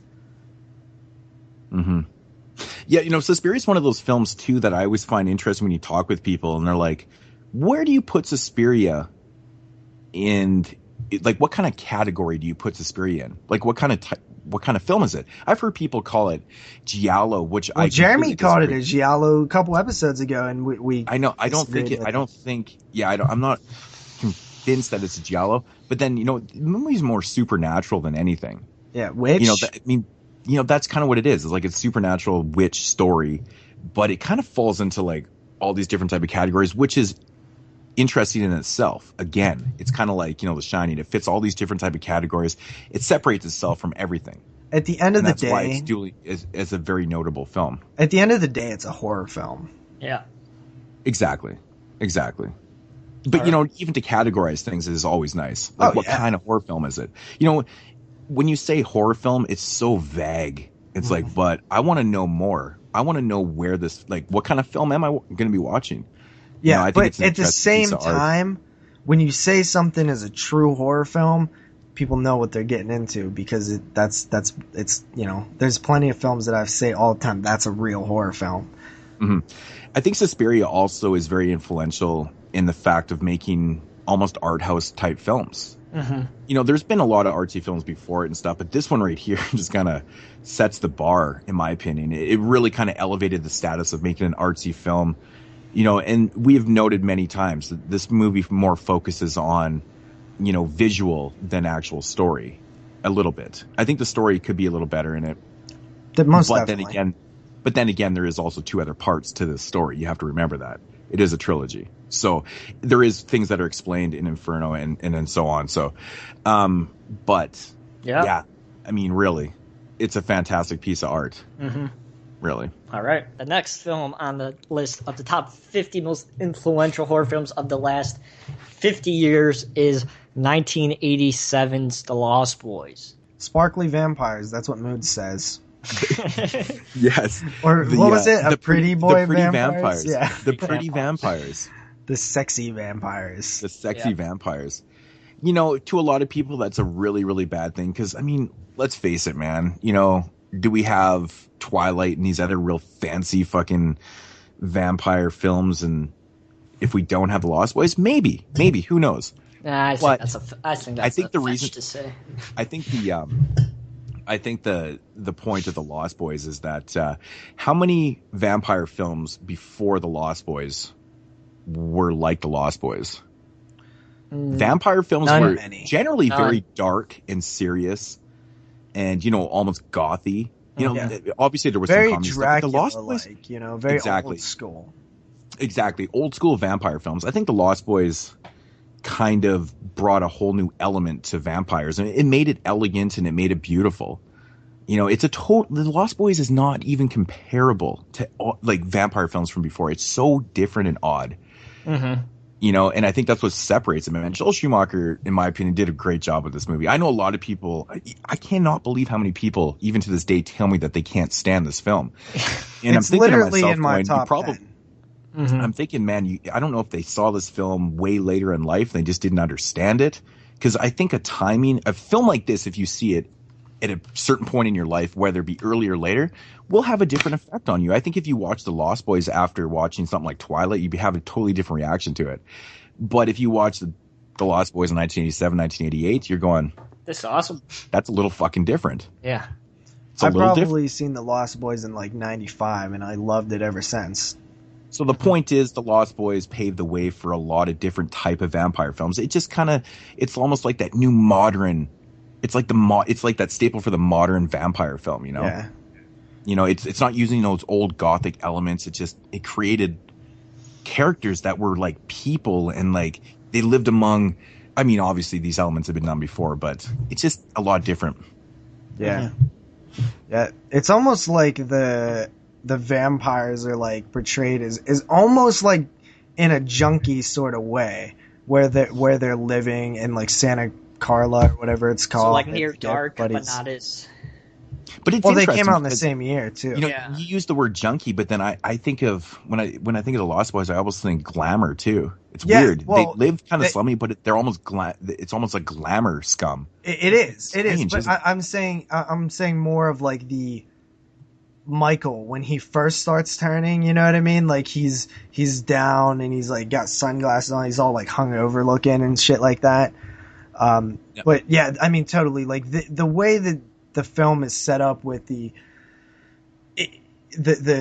pack and how they're just have everything. Yeah, it definitely glamorizes. It makes you. It makes me. I'll join them. I'll be like, hell yeah, let me in, dog. they're underground cavern and shit. It's dope. Yeah, and 87 was an interesting year for vampire films. So I'm not entirely sure which ones came out first that year. But didn't Near Dark come out the same year? It came out months after The Lost Boys and was heavily overshadowed by The Lost Boys, and I think that's why Near Dark was kind of a flop when it came out. And even with fans, a lot of people don't know of Near Dark that know of Lost Boys, because Lost Boys is still remained to overshadow it, kind of. Mm-hmm. Mm-hmm. And didn't Vamp come around about the same time too, didn't it? Yeah, I believe so. Vamp. So there was all these kind of notable films that we know, for modern vampire films. They're all slightly different, but I think The Lost Boys kind of takes that cake and kind of created that whole modern different. I mean, a lot of people will say it was bad, They don't like these glamorous type vampires and stuff. But I mean, let's be honest, man. Vampire films have been around at this point for fucking 60 years, 70 years. It'd been around forever. Was it not time for a change? I think The Lost Boys is what separated itself from that old, dark and serious. I mean, let's face it. This movie has comedy in it too. I mean, with the Coreys and stuff. I mean, the whole dinner scene with the garlic and shit is funny as hell. Yeah. It always sticks out in my mind. But it's not over the top though. But what you was saying, just because somebody else took it and made it a bad thing doesn't mean it was bad to start, right? Because they messed it up when they did it, the Twilights of the world and stuff like that. Yeah. But when it was done by Lost Boys, it's fucking awesome. I agree. It's in my top 30 still. In at number 26 is the 2003 remake of the Texas Chainsaw Massacre. JP, this is on you. Yeah, well, I fought for this one pretty hard, and even though it's kind of a negative reason, I still feel like it has a heavy weight of influence in the horror world today, because when this came out, there wasn't that. I mean, we mentioned 2002, there was The Ring, but that was kind of different. They took a film that nobody knew and remade it. Nobody in America, that is. This, they took a classic. I mean, we've seen it with Psycho. Didn't work, right? They took a classic Chainsaw Massacre, 74, one of the best horror films ever made, one of the most terrifying, and they remade it for modern audiences, and it was a huge success. And then from then on, we've seen, the Friday the 13th and the Elm Streets, and even the more obscure ones like Prom Night. It was like a frenzy, a free-for-all. Any film that has some notoriety, some level of anything, if it has a name at all, let's remake it, because people that grew up in that era will remember it. And it's still happening. It's still fucking happening. This film was very important in terms of how the next decade and more played out. Yeah, and I completely agree with that too. After discussing this, I was like, you know what? It's completely a valid point. This film definitely set off a major trend in, Hollywood remakes and stuff. Without the success of the Texas Chainsaw Massacre remake, who knows? We might not have had a lot of these other type of remakes. Now, a lot of people. Well, if it would have bombed like Psycho, we wouldn't have, right? But it didn't bomb, and it did very well. It did very well. And, a lot of people will say, this is the Texas Chainsaw Massacre. It's a bad thing, because there's a lot of people out there that are really against remakes and, stuff like that. And for various reasons and their own personal reasons, it doesn't really matter. But the simple fact of the matter is, what did it do? This was a very, this is why it's on the list. It's an influential film in the sense of what it did. It remade a classic film and did it properly. In some people's eyes, some people don't agree. But the fact of the matter is, it influenced all these other type of Hollywood remakes, and that became what we know today. So I hope we explain that well enough for the viewers out there why this is on the list, because I'm sure that shocked a lot of people when we announced that. But I think they understand, so why it's on the list. I mean, really, it's just such a big game changer, right? Mm-hmm. You can't ignore the influence it had on the horror genre. Mm-hmm. Especially with it being so recent. Like, this just happened over the last decade. Like, it was a huge thing. Exactly. Like the film or not, you can't deny its influence. And that's what this list is all about. Okay, breaking into the halfway point, we are now in the top 25. We have number 25, Hostel, from the year 2005. Eli Roth making his second appearance. I think he's one of the only guys we have 2 appearances. Yeah, that's really, really fucking intriguing. It's interesting how we're noticing things as we're breaking down the list now. Like, very slow, we're noting things. Eli Roth and Hostel. It's quite obvious why this is on the list, right? Torture porn. If you want to use pretty that much term. like it was the kind of the reason for that term. I mean, maybe Saw set it off, but Hostel definitely hammered it into the ground. This was. Sometimes I'm still a little blown away that this had an R rating. That this played in So many a wide theater range, right? This was in my hometown's theater, which is saying a lot. Well, shit, everything's in your hometown theater. Once again, this was not the very first type torture film. I mean, there'd been films done before this, definitely not as notable, but this is the one that really set the bar for a ton. I mean, let's face it. How many fucking ripoffs of Hostel is there out there? I mean, there was Hostel ripoffs. I swear. The next day, people were like, they put films together in 24 hours and like, hey, we got to get this out. Hostel was a huge impact on a kind of a, maybe it was like a new subgenre to a lot of people. They'd never maybe witnessed, this type of torture film. And I think that's why it's such a huge influence on the horror genre, is that it kind of brought this to people's attention, and it spawned hundreds and hundreds of films. Hundreds and hundreds? For the first time, watching Hostel with a group of teenage friends, I didn't feel like such a weirdo, because everybody else was just as into this crazy shit as I was to horror films, years before. But all of a sudden it was fine. It was like everybody was watching it at that time. So it was really kind of a weird moment for me to see other people kind of not being completely disturbed and, taken back by film, and kind of almost, enjoying it in a weird way, you know what I mean? And like you said, ripoff after ripoff, it, kind of set the tone for the torture era that we're still seeing parts of it. It was really big in that 2005 to 2010 era, though, where, critics were just hating this shit too. Yeah. Right? They just hated it. Which really just added to, its novelty. Yeah, to its novelty. That's a great word right there. I mean, obviously, it was a figure of speech before hundreds and hundreds of torture porn. I hate that fucking term, but that's kind of a term that was coined from this film, and that's another reason why it's here. It actually coined a term. Yeah.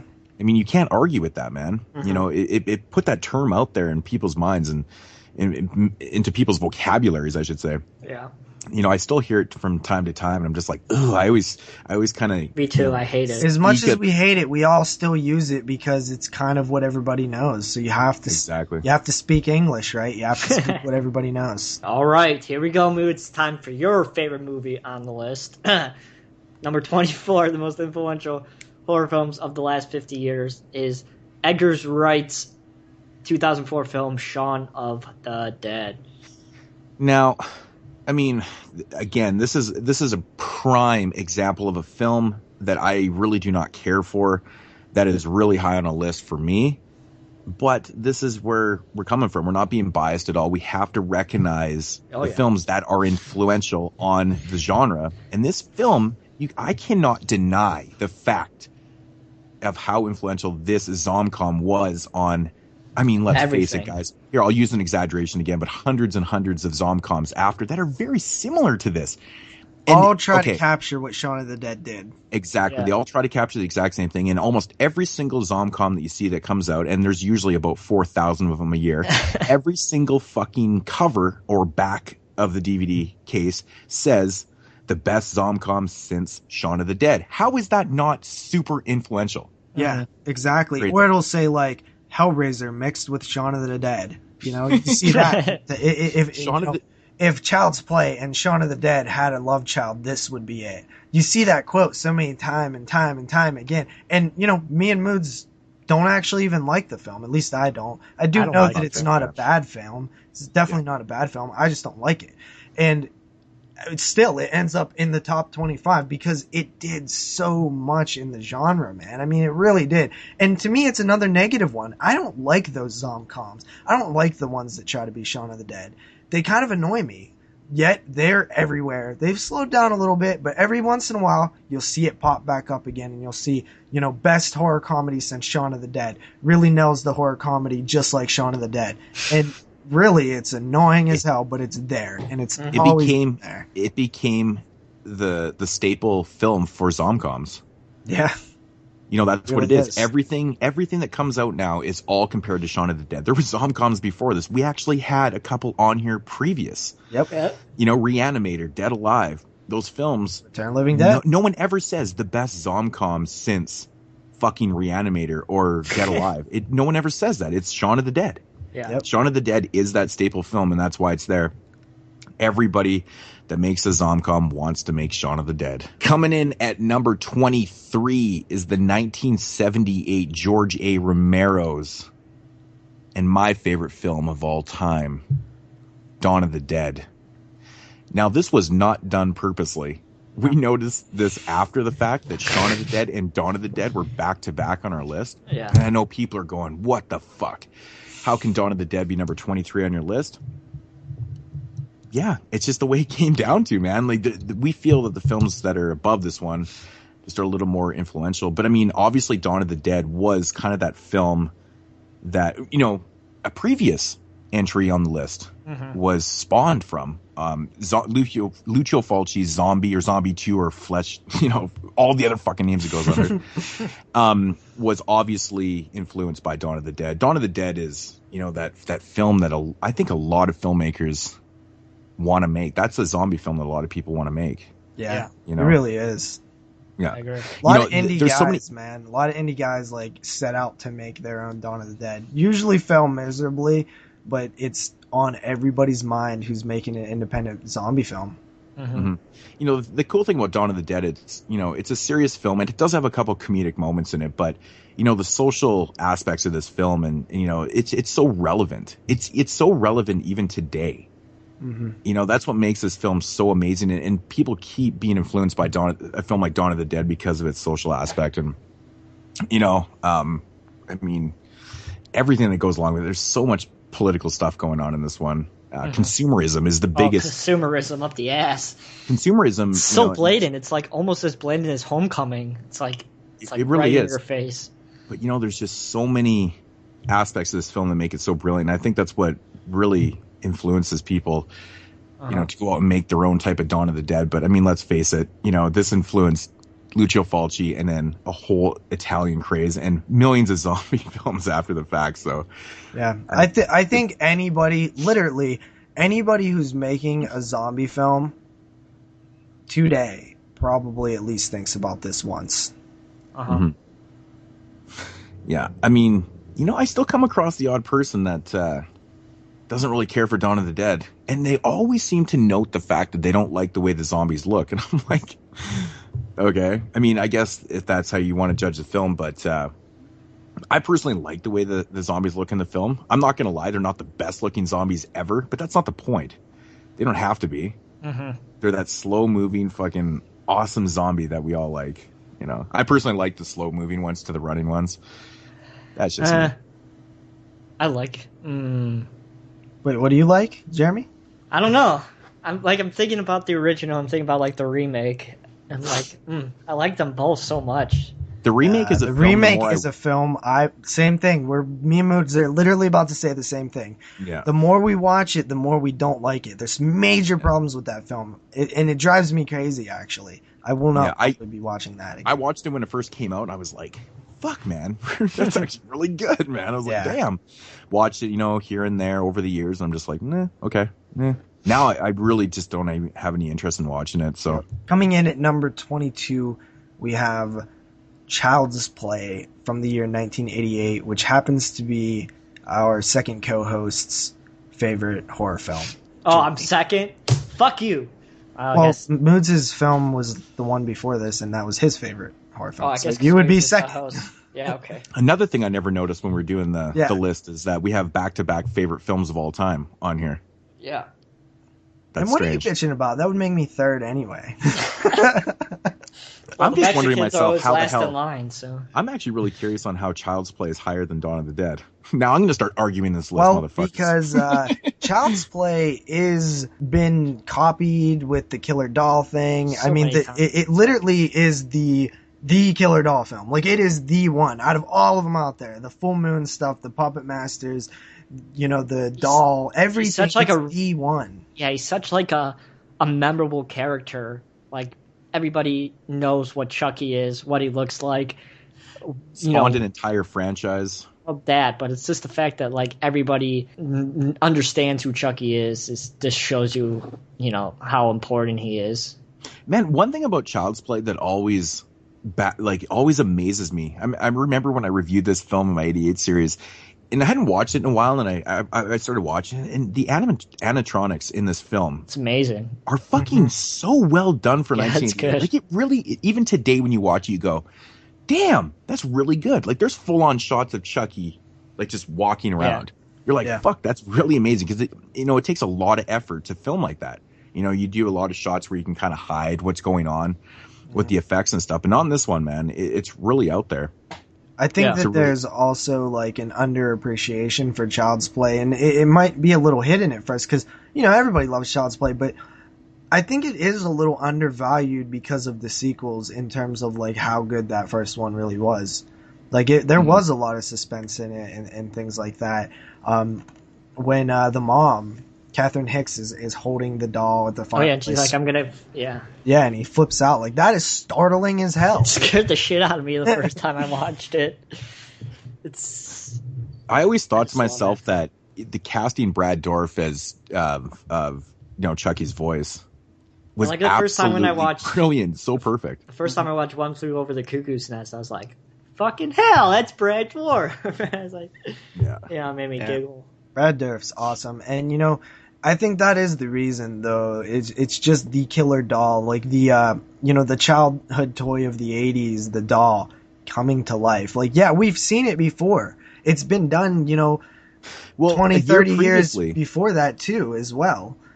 Oh man, there was killer doll films like, from the '60s. I mean, as far back as I can remember, really. Yeah, this one's notable. A year previous, though, Charles Band produced a film called Dolls. Yeah, he probably caught wind that this one was coming, beat him to it. Yeah, but oddly enough, like, Dolls is my favorite killer doll film. I love that movie with a passion, but each his own, right?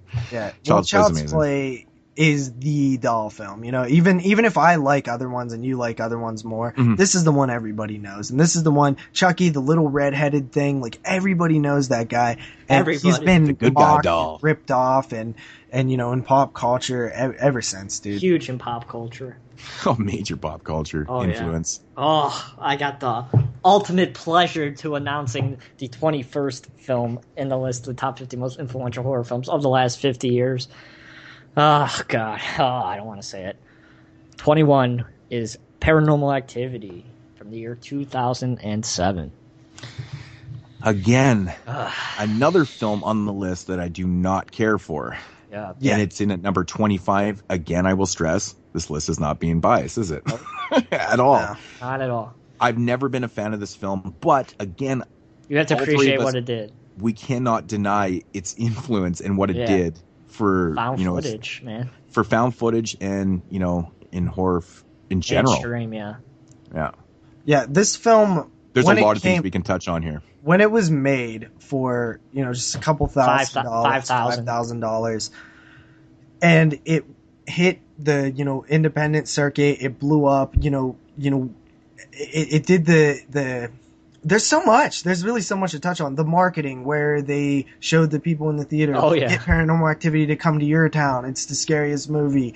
It influenced marketing. And then also it influenced what we still see right now, which is the super cheap found footage film put out by the Hollywood system, right? This caused that because it's they can make them so cheap and so fast, and they make so much money. We're starting to see it die down a bit, but with all it was a huge trend there for about 4 or 5 years. Yeah, let's make this film for $5,000 and make $100 million. I mean, the influence was amazing. Like low budget filmmaking at its best, really. And another thing that this movie did was kind of bring back, or I don't know how you put it before, the whole found footage subgenre. Yeah, really, this one kind of like it did not create.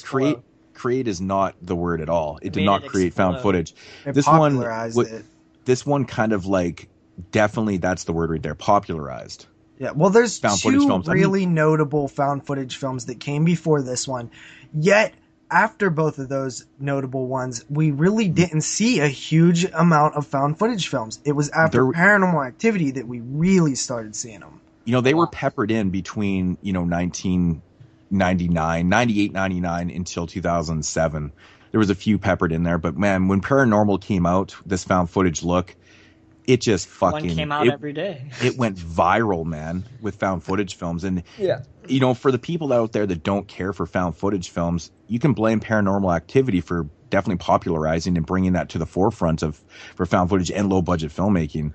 I mean, we literally, when we do the DVD and Blu-ray releases in Mood Swings, like we literally almost see one weekly. Like weekly, we almost see a found footage film. All the spoofs, like Paranormal something. Activity.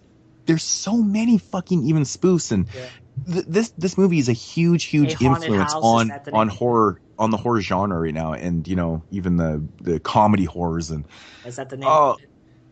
Paranormal Activity, A Haunted House. There was a few other ones. Paranormal Entity. Oh yeah, I have Paranormal Entity. I do have that.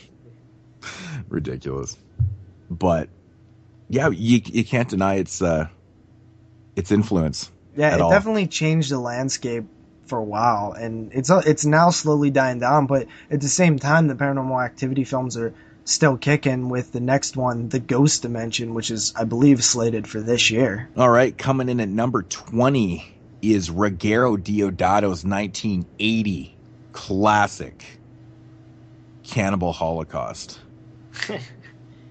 Yeah. Now, Cannibal Holocaust is an interesting film because we're talking about, creating or almost inventing, found footage films. And in my opinion, Cannibal Holocaust is the very first found footage film, from 1980. So it's interesting because, there was no film that was ever done like this before. And it's mostly noted for being a very extreme, cannibalistic type film. But this one spawned like a whole... Well, I shouldn't say it spawned. It definitely did not spawn. There was cannibal films before this that even Ruggero Deodato had done himself. Jungle Holocaust came out 4 years prior. And there was other films. And but this is the one that popularized the subgenre. Cannibal films were there. This one popularized it. Became a phenomenon, really. Noted as, probably the most infamous video nasty also. In my opinion, created the found footage film that never really caught on until I would say, let's say 98 when The Last Broadcast came out. Yeah. And that's kind of the next one, really, in my opinion. I guess not really. There'd been, Man Bites Dog came out in 1991, 92 or something like that. I guess that's kind of a found footage film in a way. It is, really. This one was interesting also because it's literally found footage. That's not just the genre. That's kind of why it's called found footage, is because it's footage that's found. They're literally telling the story from, the footage that they find. Yeah. They're showing it to these people. This is what happened, kind of thing. So that's very interesting. But yeah, Cannibal Holocaust, we all know Cannibal Holocaust. It's just infamous everywhere in the world. It's one of those noted films for everything. For fuck's sakes, man, when this movie came out, they were putting Ruggero Deodato under, scrutiny and under the fire for people still talk about it. Even for the fact, they thought they killed real people in the fucking movie because the effects were so good. This movie is just so that's why it's so many things. For that. And obviously it's noted for having his real animal killings in there. Yeah. And the fucking police and shit, they thought that he was actually killing real people for fuck's sakes. But what an influential film, though. For everything that came after Cannibal Holocaust on so many different levels. This film is still gets talked about daily. You can't deny its influence on the genre, on every type of subgenre and stuff. So it's an amazing piece of work. Coming in at number 19, we have I Spit on Your Grave from the year 1978. Yes, the second rape revenge film on our list. And why is this one higher than Last House on the Left? Well, even though Last House on the Left was kind of the first one that, popularized the idea, I guess. This one took it to the next level. Day of the Woman. This is the film that everybody cites as the most brutal, it's the quintessential rape revenge film, right? I mean, It really is. Yeah, this one doesn't hold anything back. It's very, very straightforward in its approach. And there was one interesting thing that you noted when we were talking about this too. I Spit on Your Grave is obviously noted for being that, rape revenge film, but you said the cover art alone is so iconic and even the cover art's been ripped off to death. I mean, I own about 4 or 5 movies with this cover art. Very, very similar cover art, but yeah, it's just a nasty film. Again, it was one of those films that made the video nasty list. I told the story about the class, man. I told that story on the show. Not too many films do that. Yeah. Of course, another video nasty, which was, which made it even more popular. Thank God for the video nasties, though, because we never would have seen some of these films, if it wasn't for the nasties. But yeah, I said this in one of my videos about I Spit on Your Grave, and when I first knew of it, I knew of the film years before I'd ever watched it, and I just never wanted to watch it because it felt like I wasn't supposed to watch it just based on that cover art. Because the cover art makes you feel dirty. It makes you feel like it's something. Obviously, I'm a kid at this point, but it made me feel like I shouldn't see it. That's not for me. That's for adults. And I never had that with any other horror film. Only that. Yeah, and this one obviously spawned 8 trillion tons of rape revenge films. Yeah. Tons. And even the title has been butchered and copied and cut up and spit on and put back together again. Oh, I like I said, I have a few films with I spit on something. I spit on, what is it? I spit on your corpse, is that it? I spit on I spit on your corpse and piss on your grave. Yeah, that's it. Good stuff, but yeah, I Spit on Your Grave, super iconic. Number 18 on the list of the top 50 most influential horror films of all time is Joe Dante's 1984 Christmas classic Gremlins. Not of all time, of the last 50 years. Of the last 50 years, sorry. They know already. Yeah, you said it about 8 times. I'm going to say it every time, too. This one is influential for many reasons. First, the little monster craze, right? I mean, this kicked it off. I mean, ghoulies, munchies, trolls, and everything else came from Gremlins. 2, this and, Poltergeist really kind of started that PG-13 thing, right? Because it wasn't, strong enough to be an R. Poltergeist was PG. Yeah. That's what I'm saying. Oh, Gremlins. These films made the PG-13 rating. Because they... Not really, but yeah. What do you... No, I understand what I know what he's saying. They're taking a look at these films, and this is the reason why there is, because it wasn't necessarily a PG film. It wasn't an R film. Yeah, where does it fit? Where does it fit? It has to be a bigger one up. Between. This film and Poltergeist were PGs. They said, well, this is too strong to be a PG, but it's definitely not an R either. What the hell do we do? And they created the PG-13. That's what I was saying. Mm-hmm. Yeah, these were the type of films that helped create that rating system. It's not necessarily the films that did it. They helped. Yeah, obviously the people did it, but they were influenced by... Indiana Jones did it. What year did Indiana Jones come out? Moodz. 1984? 1983 or 84. This film came out in 84 as well. Mm-hmm. Like I said, there were probably multiple films that they realized this isn't working, but I'm saying this is one of those films that influenced it. Mm-hmm. Yeah, I agree. I completely understand what you're saying. Mm-hmm. But yeah, I mean, it's more I'm just on the list for the fact of creating, this little monster type subgenre. Yeah. Lots of ripoffs and stuff, and it's very notable. This film everybody knows and loves.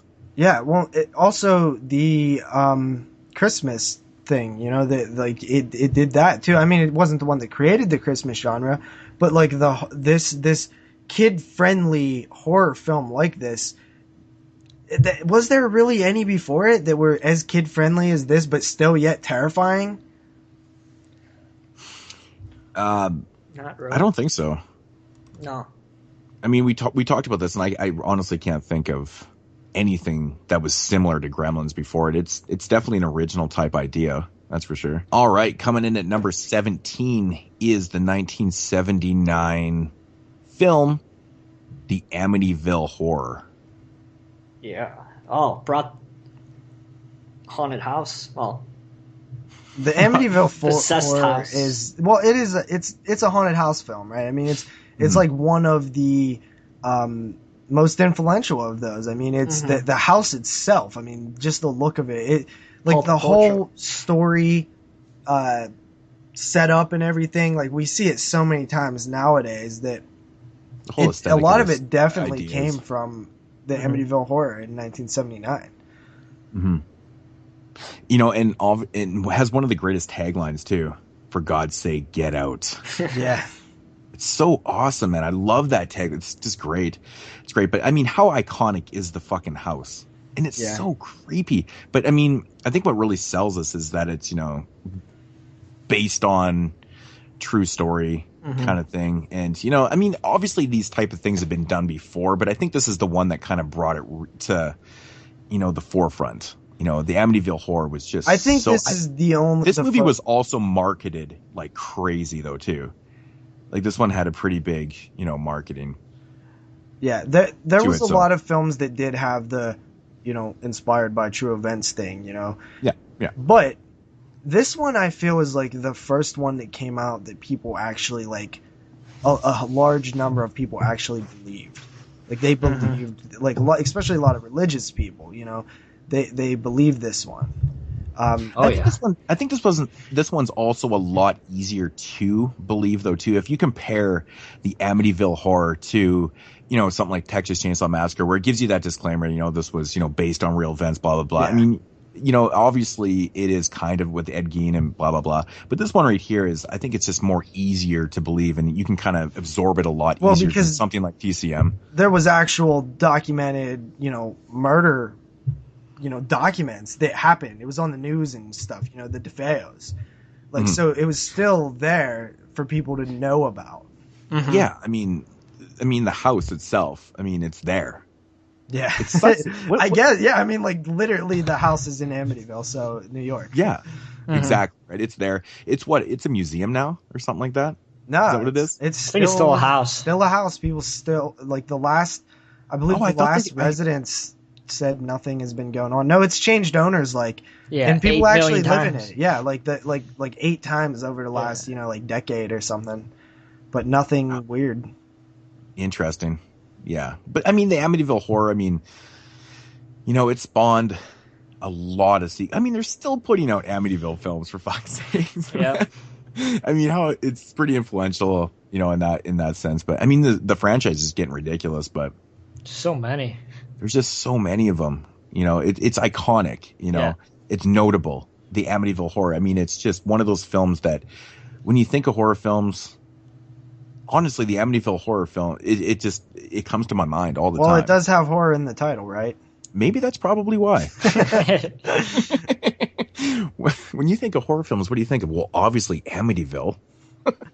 No, but you're right. That one does come to my mind as well. Coming in at number 16, we have The Silence of the Lambs from the year that I was born, 1991.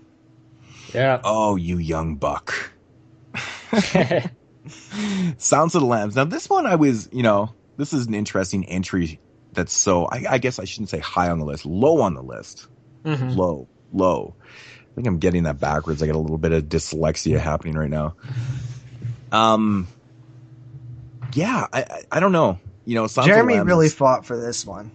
Yeah, because that's some interesting points. Well, I thought that it brought, you know, horror back into the mainstream critical, you know, acclaimed spotlight. You know, it's every so often, you know, 5 times out of history do you have a horror film to come out that, you know, critics go, oh, this is actually good, and, you know, the Academy recognizes and things like that. Then it actually fucking won. And that never happens. Yeah. Yeah, exactly. Never happens. I know Manhunter or whatever the fuck the movie's called, brought Hannibal Lecter, there was other Hannibal Lecter films first, but, this brought the iconic Hannibal Lecter that everybody knows today also. Yeah, definitely. I mean, I think even like the intellectual aspect of the film has kind of been mimicked and mocked and, tried to be duplicated, but never repeated really. I think the year after this movie came, or the year, I think it was 1992 when Silence of the Hams came out. They were spoofing Silence of the Lambs. Honestly, if your film is spawning spoofs, how influential is that? Yeah, I guess you win right there. Silence of the Hams? Silence of the Hams was fucking hilarious. I'm not gonna lie, it was funny. I don't know if I've ever heard of this. Yeah, me neither. Oh, it's funny as hell, man. It's pretty good. But yeah, Silence of the Lambs, man, great performances too. Oh yeah, one of the most iconic, scary people in Hannibal Lecter. He's so intimidating because he's always in control and he's always one step ahead. It's because he's so fucking smart. Yeah, and that's a different type of fear, right? Because you're fearing that this guy is just better than you. He's just better at thinking. He's better at tricking. He's better at manipulation. He's just you can't win against him. He just knows. Exactly. He has more angles. He's one step ahead of you. Yeah, and that's frightening. We are breaking into the top 15 of our top 50 most influential horror films of the last 50 years, not of all times, of the last 50 years. And this time up, we have Ridley Scott's 1979 film Alien. Now, we debated on whether to put this one or Aliens. Mm-hmm. And really, they're both, deserving. But we just decided to go with Aliens since it came first. Yeah. Awesome films. The sci-fi epic, the space epic thing with, kind of the different alien. It's not the stick figure, big-headed alien anymore. This is the creature alien. And I think, I can't really think of many films that did it like this. And, of course, after that, we got stuff like Predator, which was definitely influenced from Alien. And I often hear people cite Alien so much when talking about Alien has been ripped off so many times, though. Yeah. Especially by the Italians. Of course, the Italians just ripped off everything from these American cinema films. But right after a film like Contamination comes out, and it's practically Alien. Yeah. It's like the same film. So this movie right here was influential in that sense, right there. It spawned so many films that were just like it. But this one does a lot for a lot of things, man. This movie is so fucking dark. I personally prefer Alien over Aliens. I know a lot of people prefer Aliens, but I think this is a better film. Mm-hmm. I think it captures what it's supposed to a lot better. Aliens to me is more of like an action type film. It just doesn't have the same type of feel and atmosphere that Alien does. I think what Ridley Scott did with this film is just brilliant. And I think that's why it spawned so many ripoffs, because this is what he accomplished and created something so dark and amazing that you just couldn't help but rip it off. Right, Italians? Something, you're absolutely right. And also the Burning, I was listening to the Burning commentary, and the guy, at least name dropped Aliens is like his biggest influence. Also this is something that I think we probably might have almost forgot, but it is the influence for the tough female character. Ripley is the influence. That is her. She's the mother of it all. Yeah. Mm-hmm. Yeah, that's interesting. You kind of took that right out of my mouth there. I was getting at that. I was getting at that too. It definitely is kind of that staple film and created that strong female character. I 100% agree with that. Sigourney Weaver, badass. Yeah. How many characters were written, based off of Ripley? Yeah, I'm for sure other type films. Even they wanted to create that. Sorry for cutting you off, but when you look at films prior to 1979, how many female leads were like that? Not many. I can't even think of really that strong of a lead. Like this was interesting in 1979 to watch a film and, your main character is a female and she's fucking badass. She's more than in badass. fact, she's more badass than every male in the film. Yeah. It's crazy to see, actually. And especially in the 70s, it was still kind of old fashioned. You see a woman up there and she's kicking ass, and it's interesting. You mentioned that other characters were like literally written, with Ripley in mind or whatever. I actually remember watching a documentary I forget what film it was, but they was going through like the script, like, they was talking about it and stuff. And it even had in like quotations, like, or parentheses, like a strong, female character that looks like Sigourney Weaver from Alien. Like it literally was like in the script. Yeah. Yeah. That's pretty awesome. But I think a lot of women that became strong characters, they can kind of look back and go, hey, Ripley. Original badass. Exactly. You can't deny it. Alrighty, coming in at number 14 is Roman Polanski's 1968, again classic, Rosemary's Baby. Yeah. Yeah, this film is definitely a heavy hitter in terms of influential. Oh, yeah. That was not even a word, I don't think. A cult film, man. It's like the main occult film. Yeah. This is truly one of the greats in horror history, first of all. It really is like one of the more perfect films. It's it's almost like the textbook definition of horror. Yeah. It's terrifying, just the way this thing plays out, and it's really almost a perfect film, if not a perfect film. Yeah, and it's right around that era where, 68, we've talked about this many times, but like that is the beginning of the modern era with films like this one. Yeah, completely agree. And again, another film that spawned tons and tons of films just like it. It's kind of that staple film again.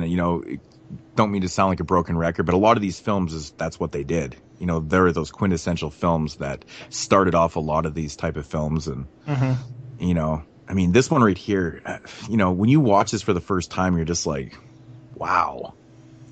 It has that type of effect on you. Such a great, horrifying film, executed perfectly. Even some of the films that were up the list a little bit, like higher numbered, like The Omen. Definitely influence from Rosemary's Baby. Oh yeah. For sure. Polanski, man, he knew his shit. Polanski's he is a really good director. Knife in the Water, man. That movie's fucking awesome. Yeah. Yeah, Repulsion, he's done some good shit. Really, really good films. Oh yeah. But this one again, is one of those staple films that was mimicked many, many times after. And still talked about today. It even spawned recently a TV miniseries based on Rosemary's Baby. So. And the hard thing is, it's almost a little hard to talk about some of the things that were influential in it without starting to spoil the film. So I think we should, stay away from that. Coming in at number 13, we have James Wan's Saw from the year 2004. How can this not be high up on the list? It's gotta. There's a lot of things. Oddly enough, we talked about Cube earlier in the show, and how I believe that Saw was, influenced from Cube. Yeah. And this one's way lower on the list. So, but there's a lot of factors to the reason why Saw is so influential in today's world. Yeah, this kind of kicked off the torture porn with, later like Hostel.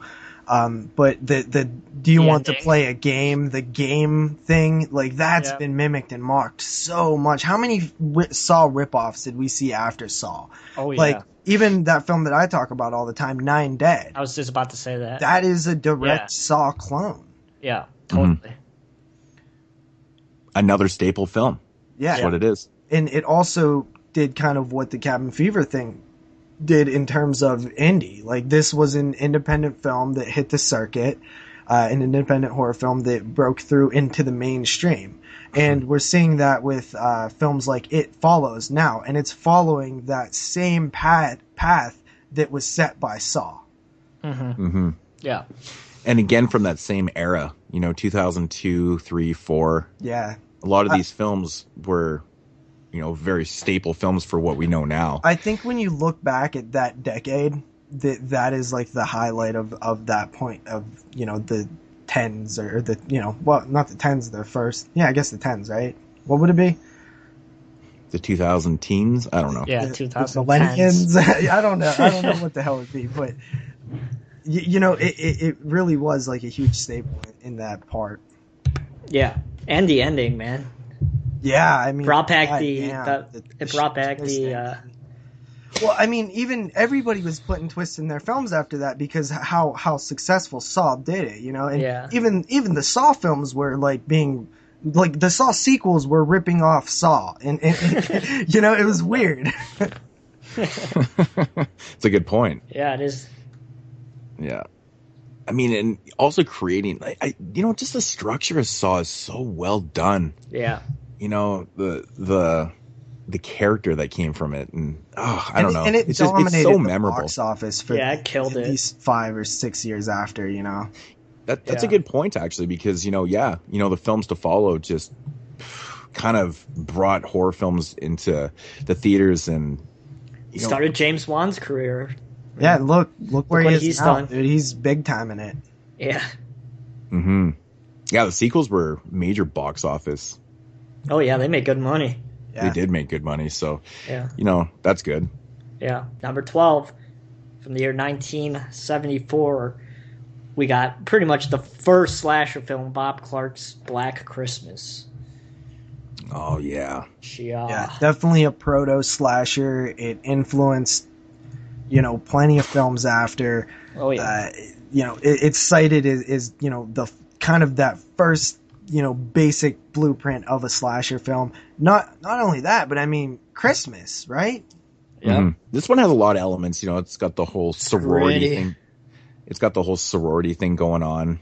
It's gritty. It's gritty, and it's got like one of the best endings. Actually, in my opinion, it's like the best ending ever. I just love the ending. It's so, just the way they did it too with the credits, and it's just so fantastic. But yeah, this is most influential for being basically that kind of first like real Slasher type film. And even the phone calls. Let's not forget that. How many times has that been ripped off and mimicked? Scream. The weird like prank phone calls with the the killer in the house. Like, I mean, it's definitely a film that is, sometimes unintentionally, people were inspired by it. I mean, this is, you can even cite, John Carpenter's Halloween as being, influenced by this film too. I mean, there's a whole story with that though too, right? Absolutely. Which we don't really have time to get into, but that's relatable. But Black Christmas, in my opinion, is one of those just almost perfect films that has so many elements that are just mimicked to death after. Another staple film. Yep. Coming in at number 11 is Wes Craven is making another appearance on this list. Wesley Craven, get his name right, bitch. Wesley Craven's Yeah. 1984 A Nightmare on Elm Street. What is there to say about Oh Nightmare on my Elm Street? god! I mean, like Next. the film speaks for itself, right? Yeah. Next. Created one of the most iconic characters of all time. Yep. Yeah, that was like shit, dude. Wes Craven was ripping off Wes Craven. Like he was ripping off Freddy with what was the one the Shocker Killer? What's his name? Moodz, help me out here. Horace Pinker. Horace Pinker. That is like a Freddy clone, and my soul to take, he was still doing it like the Ripper, like that. He's remade Freddy Krueger like 4 times. Yeah. Oh yeah, this film has been ripped off to death. Obviously with the look of the killer, and remember that Bollywood film that we came across? Yeah, when me and Moodz was doing research for this, we found out that there is a Bollywood Nightmare on Elm Street film, like a legitimate, like actual Elm Street film. It's literally the Bollywood version of A Nightmare on Elm Street. Like it's there's just Freddy. a clone. Like actually, they said it was the first 3 films rolled into one. Yeah. That's funny. Yeah. Somebody seek that out.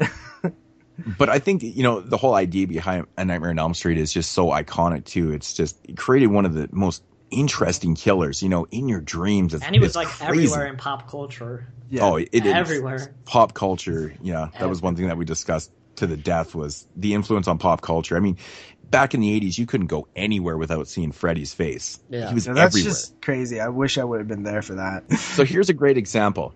When I was in the 5th grade, so this would have been in 1990, I believe.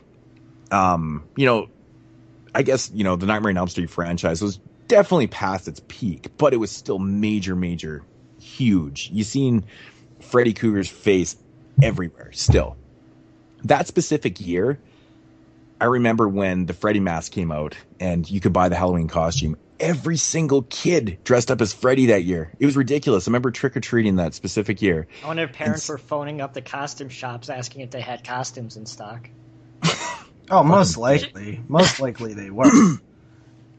But yeah, I'm sure they were making phone calls to these establishments to reserve, costume stuff. But no, seriously, it was absolutely ridiculous. It was like everywhere you went, you seen Freddy masks and that hat, and everyone had those striped shirts and it was fucking insane. And nobody even looked remotely close to Freddy Krueger. I hope Actually, not. the masks were pretty good. Back in those days, those things were a bitch to wear, though, because it was like that really hard. You couldn't not breathe. hard, but no, they were like really kind of heavy rubber, almost like they were really actually decent quality, but you couldn't fucking breathe for shit in those. So like, you go from house to house and you just kind of put it back on your face because you couldn't walk around in that shit, man. It was ridiculous. But yeah, that's just an example of, Nightmare on Elm Street being so popular that, everybody was that, It wasn't even like a fad. It was like around for a long time. I miss those days. It's good stuff. Yeah. And, Freddy as a killer, in 84, in the middle of the slasher era, he was the new breed. He was the new breed of slashers. And we've seen so many slashers come after Freddy Krueger who kind of mimicked and copied the style. And hell, even, the talking in general, the wisecracking, like that's Freddy Krueger. Like how reminiscent is the glove, man? So iconic. Yeah, there's still not it's a great weapon. Iconic weapon. Not the iconic's the wrong word. Creative weapon in horror movie history, in my opinion. Well, you can use the word iconic though too. Yeah. Nightmare on Elm Street kind of speaks for itself. Hi guys, this is Paul Henderson calling in. Looking forward to episode 50, and my answer for the question for episode 50 is the most influential horror movie over the last 50 years for me is Nightmare on Elm Street Part 3. And the reason that is because I saw it when I was like 8 or 9 years old, and it scared the shit out of me, and I couldn't sleep for pretty much like 3 weeks after watching it, and had to sleep with the light on. And yeah, so it kind of set me up in watching horror movies and loving them. And yeah, that's my answer. Nightmare on Elm Street Part 3. Keep up the good work, guys. Bye. Well, guys, it's finally down to that moment. We are in the top 10. Coming in at number 10, we have one of my favorite horror films of all time, the film that scared me the most. We have The Blair Witch Project from the year 1999. Yeah. So why don't you tell us a little bit about The Blair Witch Project? Well, I don't have much to say. The Blair Witch Project, it's not about the movie, right? I mean, we're talking about influential stuff here. The Blair Witch Project did something in terms of marketing that hadn't been done, right? I mean, it was never done to the level of the way that the Blair Witch Project was able to do it. And it's really hasn't been done since. I mean, it's been copied and tried to be done, but it's never got to the level of... I remember hearing stories from when I was just a kid of a friend, mutual family friend thing who was in West Virginia University and said that the missing posters for those kids was at her school, like posted on the walls and shit of the 3 missing kids before the movie had even came out. Like, they went to the next level of marketing. They set up a website. I mean, this was like taking advantage of internet before internet really was existing like it is now. It did some revolutionary shit, and for that reason is one of the many reasons that the Blair Witch Project deserves to be on this list. But also I think you can just talk about the film in general, right? I agree, man. The marketing was outstanding for this. Yeah. It's probably the only film I ever remember going into going, I don't even, is this fiction or nonfiction? Like, I don't know what the fuck is going on with this. Like, that's crazy marketing when you have to question it. I remember Todd talking about it on the radio, man. Oh yeah, like nonstop. this was on a whole different playing field, man. Like, say what you will about the film, they did it right. Yeah. And it definitely influenced a lot of marketers, later to come up with better, marketing plans and stuff for their films. But and man, what how many people were like, that movie, The Blair Witch Project's real. It's real. Well, that's what I was saying. When I thought it was real. Like you said, you didn't know. Like I literally thought it was real, and there was many people who thought it was real as well. That has never been done since. It'll never happen again. That will never happen. It could never happen now. No. It was just the perfect timing. It would never be able to happen on the internet. Oh no, not at all. No, it's just a different world now. Yeah, right? like a lot of time has passed since this. So when somebody says something now, something that sounds just a little outlandish, like you just Google this shit and be like, "Ha, motherfucker, you're lying." But back then you couldn't do that. When somebody told you that like crocodiles have like this, button under their armpit that instantly kills them, you'd be like, maybe he's fucking telling the truth. I don't know. But like you couldn't that was the do weirdest this shit example back ever. Then. Well, I just Is that an Anaconda First Lake Placid? But I'm sure you remember that, Moodz, like sitting around with your buddies or something, being a kid, and they say like, just so and so's dad says that this and that, and you're like, bullshit. But you couldn't prove it. They could be telling the truth. But with the internet now, you're just like, you are lying because it's right here on Google, bitch. Like, people lie a lot less now. And essentially, that's what the Blair Witch Project was one big fucking lie that you couldn't prove at the time. Mm-hmm. Yeah. I mean, essentially what it comes down to, it is the most brilliant marketing really that I can ever think about from a film, and it really did work. Yeah. I mean, it got so many people sitting in those seats in the theater, and and the buzz and the talk, and I just remember when it all came crashing down. It's like, the stars of the Blair Witch Project are going to be appearing at this award show, and I'm like, what? What do you mean stars? They lied to me. Like the people that edited it, edited the found footage. I know. Like your question is going. They're like, that can't be fucking true. That never happened. Then you start telling your buddies, like, that commercial never happened. You can't Google that shit, bitch. No. But on such a small, tiny budget, really next level filmmaking in terms of the way they did it. Like Eduardo Sanchez and the other guy who made the film just gave the cameras to the actors, sent them in the woods, and was like, gave them a few directions, like, okay, you need to be here at this time. Didn't tell them what they was gonna do, in the middle of the night. Like they were essentially camping and just playing like role playing, pretty much. You know what I mean? Mm-hmm. So it was like a weird idea that just worked so well. And some people say it doesn't, and I understand why they do. But you at least have to appreciate and respect that for the majority of the people at the time, it absolutely worked, and that's why it's so influential. It's amazing after talking about, the Blair Witch Project and Paranormal Activity so close together. It's amazing how similar they are, Paranormal, with their marketing too.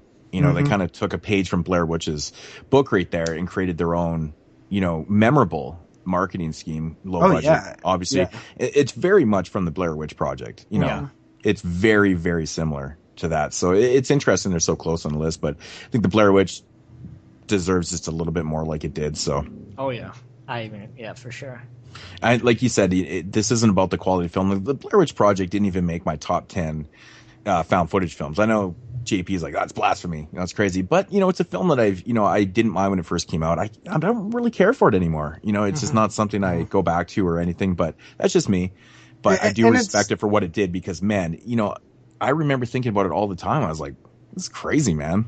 It's one of the rare movies that shook the world. There's a couple of them. And the Blair Witch Project is one of them. It literally was on the news like every morning. Like the actual news. Hello. This is Brad from Brad Amham 27. I thank you guys for the 50 episodes. I'm a first time caller. And for your 50 episode, you asked the question, what's the most influential movie of the last 50 years? My answer will be the Blair Witch Project, because it was the first, found footage movie. When I first watched it, I didn't really like it, but I understand the concept of it. And about that one, we want to have like the movies like the Cloverfield, Graves, Encounters 1 and 2, Assist, and many more other titles. So that's why I picked this one, because it's the first one. Keep up the good work. Thank you for 50 shows, and hopefully you get like 50 more. So, bye. All right, here we go. Number 9. From the year 1976 is Brian De Palma's Carrie. I think this might surprise some people. Yeah. Some people. I think a lot of people are going to be surprised. We surprised ourselves, really. I mean, when we initially had Carrie on the list, it was never this close to the bottom. But as we started talking about it, we realized, like, wow, Carrie has done a lot. Moodz. Yeah. Mm-hmm. What is some of the things? I think the first notable thing that we came across, we were discussing Carrie, and then we're just like thinking about high school themed films, right? It wasn't the very first notable thing that we talked about. Yeah. And we're trying to think, we're going, well, what came before Carrie for like high school characters and set in a high school and just high school theme type film, horror film. And we're like, we started going through the years. We literally went through the years and was looking at like all the titles that came out in, say, 76, 75, 74. Like, for very notable high school type theme films. And we're going, what the fuck? Like, I can't find anything. This is crazy. And, and that's where it also got bumped up to the list. I'm like, wow, okay, now this film right here spawned a million type of films. Yeah, because horror films were like made for adults, and they followed adults. Exactly. Very like, I think of stuff like in the Hammer world. Like, that's what all the shit was in like before Carrie. And then Carrie comes out, and like it's like teenagers at proms and high schools. Like, was really new, and it's weird to say that. It really is, but when you actually think about it, and you think of all the films that came before Carrie, and there were really none like it. Most horror films previous to Carrie were, directed at adults. The cast members were adults and stuff. We had some sorority ones. We just talked about Black Christmas, but that's not high school. It's different. Yeah, you're pretty much an adult. This is directed at younger, like a younger, core audience and stuff. And I'm like, that's very, very interesting. So the conversation kind of bled from there, and it just, wow, this one is on a different playing field. So, I think originally when we had Carrie, it was way down the list. Oh, for sure. Oh, yeah. Way down there. And then that kind of spawned, and I was like, wow, that's interesting. And then, of course, then you get into the film itself. It's, the film that, Stephen King was the very first adaptation of a Stephen King novel. Yeah, which influenced a ton more based on its success. Exactly. Wow. This is kind of what spawned, set Stephen King to a stratosphere. All of a sudden his books and stuff started getting, adapted into films.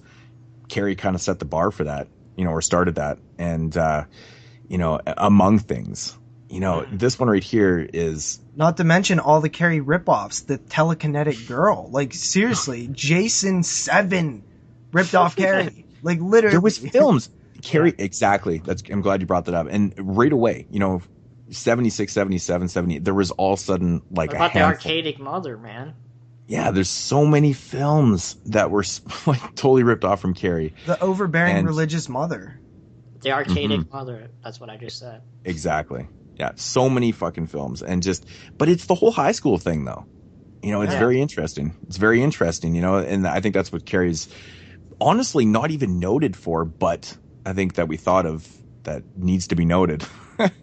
It took bullying. It took bullying and made it a topic, which really wasn't done at the time. Like, now it's such a hot topic, But I mean, this film is still showed to people, and people cite it as an anti-bullying film. Like, it's crazy. Yeah, You either root for Carrie, or you don't root for Carrie. I've heard people who root for Carrie and people who don't root for Carrie. Well, yeah, I mean, because like it's interesting how relevant this film really still is. Yeah, you know.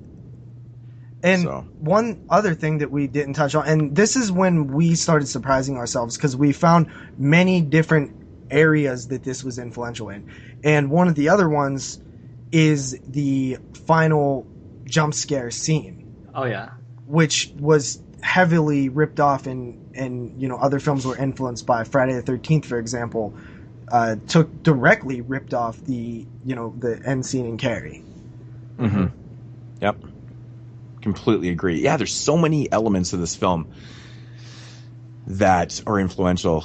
I mean, wow, what a big surprise. This is the biggest surprise on the list. Oh, for sure. For myself. Oh, yeah. And it's just, too. But, you know, I'm even still thinking about this. I cannot believe that we can't find any more high school-based films that are notable before this. It just seems like it's so modern, 1976, like, really? Yeah. High school? Mm-hmm. Yeah. Wow. But everything about this film is basically still relevant, All right, moving along into number 8 is another Wesley Craven film from 1996. And of course, that is none other than Scream. What's up, guys? This is Chris, aka Critterbuster, and I'm calling to talk about my number one influential movies from the past 50 years. I believe that Scream should be one of the number one influential films of the past 50 years, mainly due to its bringing forth of so many horror films afterwards. Like, nobody knew what was coming around the corner for the horror genre. Nobody knew at all. They weren't really expecting anything. It happened in a time just when nobody really cared about horror anymore. And once Scream hit, it just spawned so many people into wanting to make movies like that or make any type of slasher movies. And it just spawned something in the horror genre that just stuck even to this day. There's so many people that are still making movies similar to Scream. And I think without Scream, who knows where the horror genre would be. There might not be any horror movies to this day if it wasn't for Scream. Wes Craven, brought something into the genre that nobody was expecting at all. It kind of flipped the entire horror world upside down, and with the whole twist and stuff, and just making it meta, and just something that nobody really expected at the time. And to this day, people are still trying to do that, and I don't think we'll ever get anything like that again. So my pick for the most influential of the last 50 years goes to Scream. So thank you, Wes Craven, for bringing something amazing in this world. And thanks, guys, and keep up the good work on 22 Shots of Moodz and Horror. So thanks, guys, for listening to this phone call. See ya. Third appearance from Wesley Craven. Speaking of high school. Right? I mean, this wow. is the teen Scream film, man. I mean, it shaped it. For the first thing it did was it literally resurrected horror. Like, horror That's one was of the biggest reasons in the why 90s. it's on here. Yeah. That's one of the biggest reasons. It resurrected horror. It resurrected, the slasher film. And it Everything. It spawned so many ripoffs, and it created that kind of scary movie. Yeah, Scary movie, the spoofs. I know and what stuff. you This did movie's last just so summer. notable. Urban legend. I mean, the list goes on. Valentine. It also created. I don't know if this is that notable, but the opening scene, to me, it's very iconic because they took a major star and managed to, spoiler alert, kill her off in the first scene. Yeah. Which I think that's at the same time it was done years and years before in Psycho. Yet it was new and fresh again. But then again, Psycho's a different Psycho. I mean, she wasn't killed in the first scene of the film. But you know what I'm saying? That was a totally different structure. But I'm talking like the very opening scene. Yeah. Which is very iconic today, and been, it's been mimicked and stuff. But Scream is notable for creating, well, not creating, but just kind of bringing back horror and slasher films. Man, like the neo slot, is that what the term is? Neo slasher film? I think I hear the term thrown around a lot. I don't actually know that term. Neo, like neo-realism.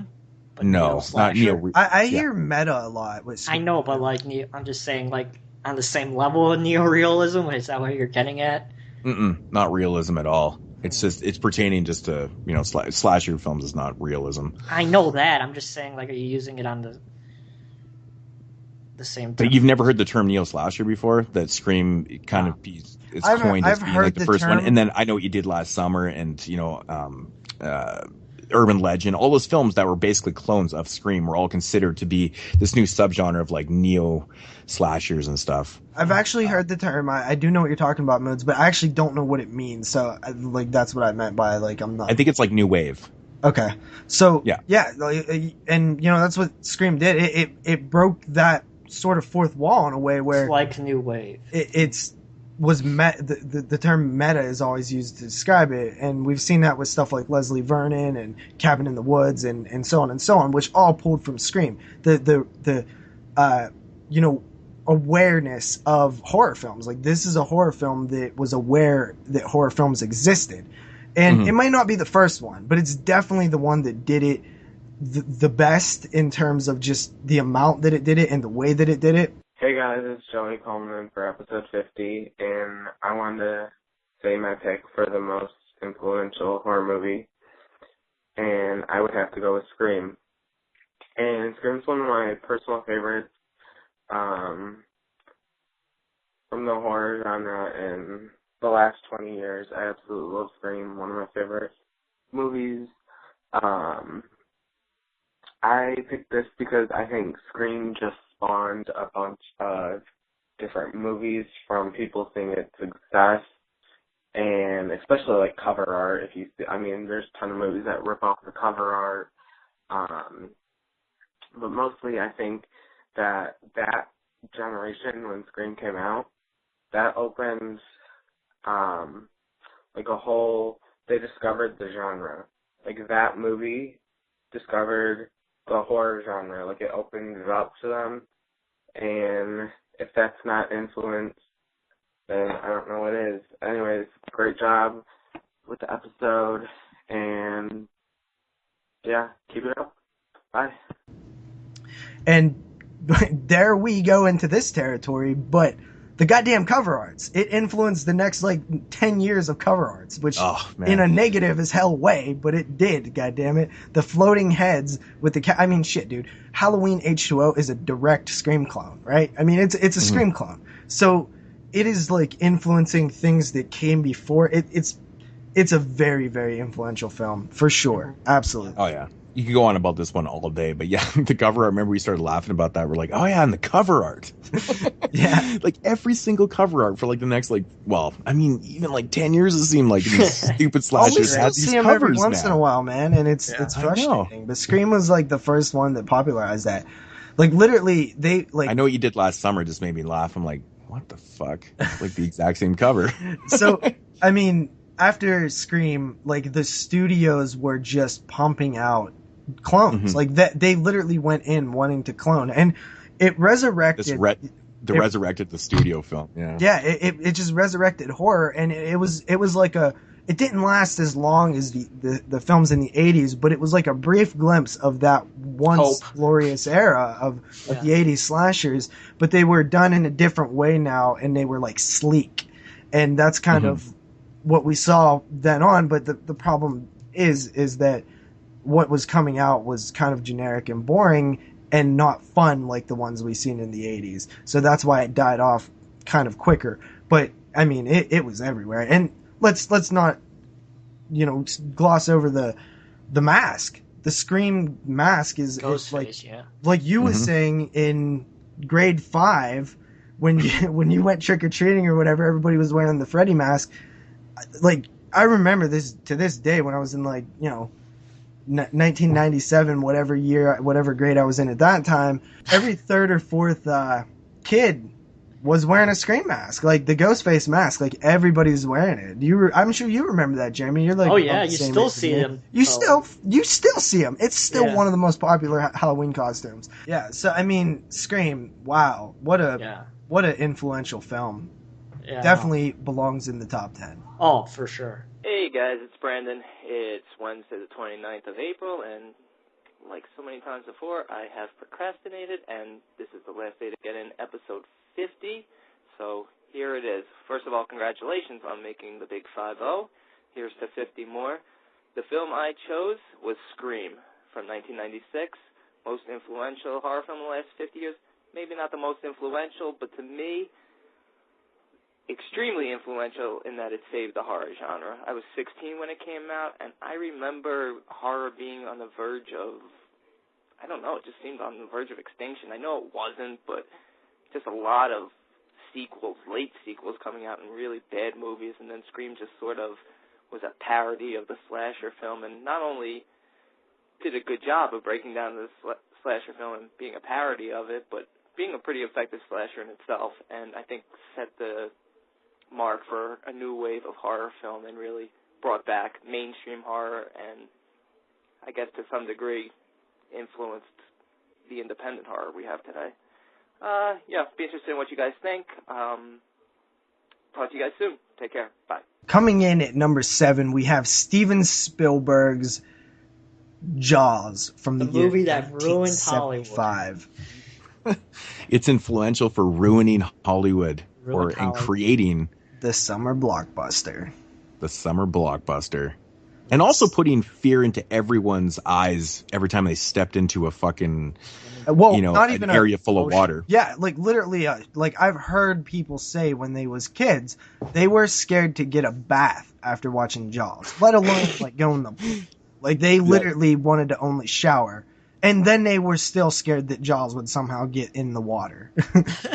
And these are legit. Like, I've heard this time and time again. I tell you guys all the time, I'm a podcast junkie. Like, I literally just heard somebody say that, like, a week ago.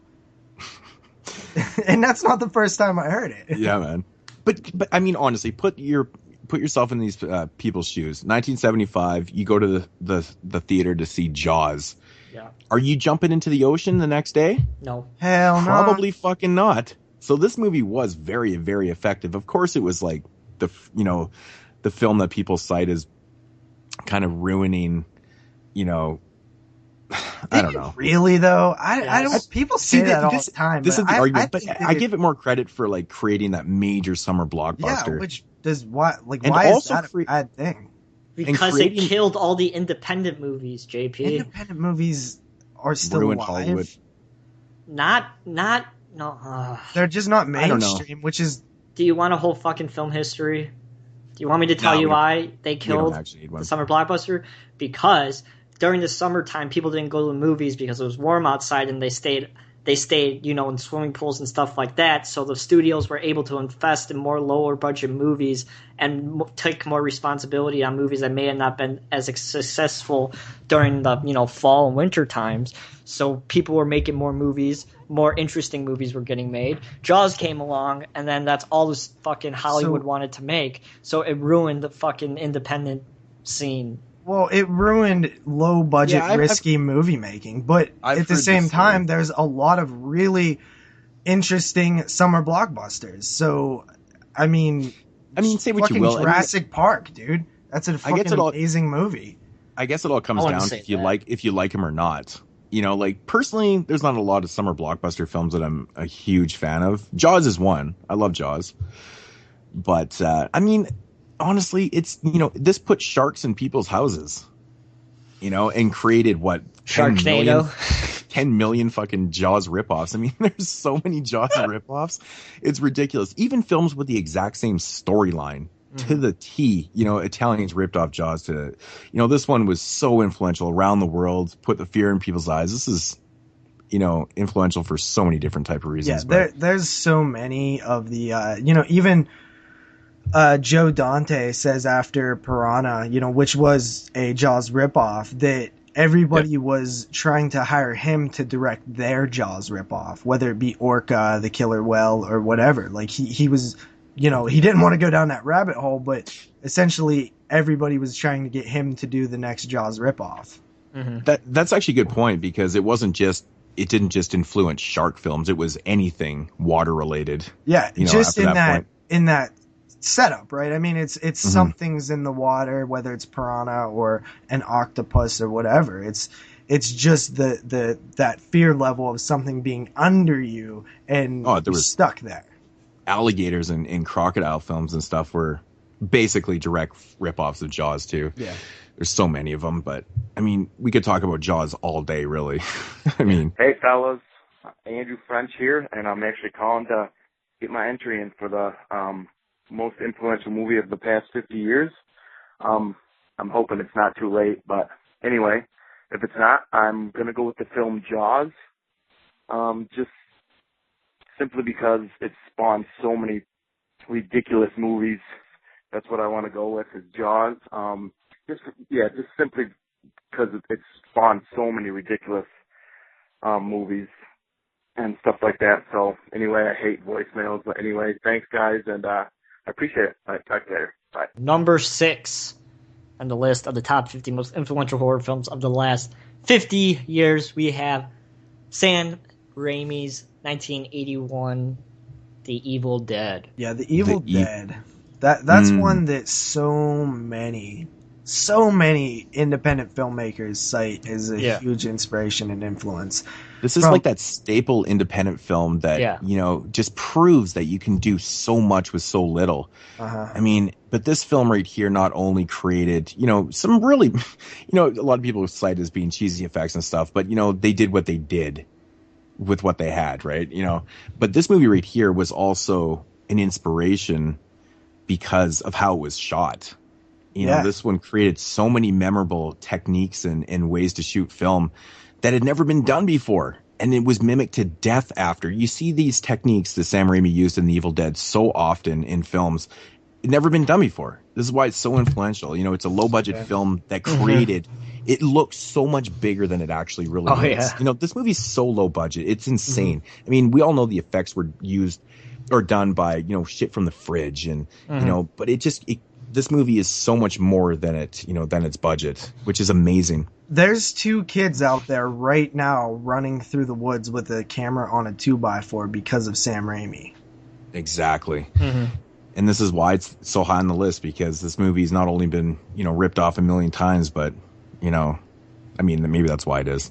Yeah, I mean, but the technique, man. I mean, it's such a huge inspiration because as the film was successful and as, time went on, more and more of the details of how it was done and what Raimi was able to do, him and Bruce Campbell working together, the details leaked out and became kind of, a book of information for, filmmakers in the 90s and 2000s to college filmmakers, college students who went out and made films, like used a lot of techniques that they heard from Sam Raimi and The Evil Dead.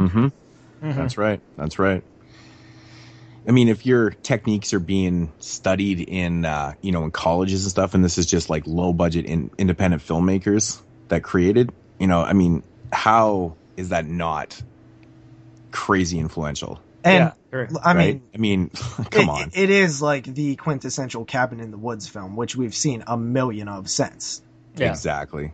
Yeah. I mean, the setting alone, has been just done to death, but this is the staple film, on so many different levels, and that's why it's so high on the list. All right, coming in at number 5 is Tobe Hooper's 1974 gritty, grimy classic, The Texas Chainsaw Massacre, which also happens to be yours truly's favorite horror film of all time. Chainsaw Massacre. We stated so many times throughout this show that we were never being biased, with our favorite films or whatever. It just so happens that they end up being on this list.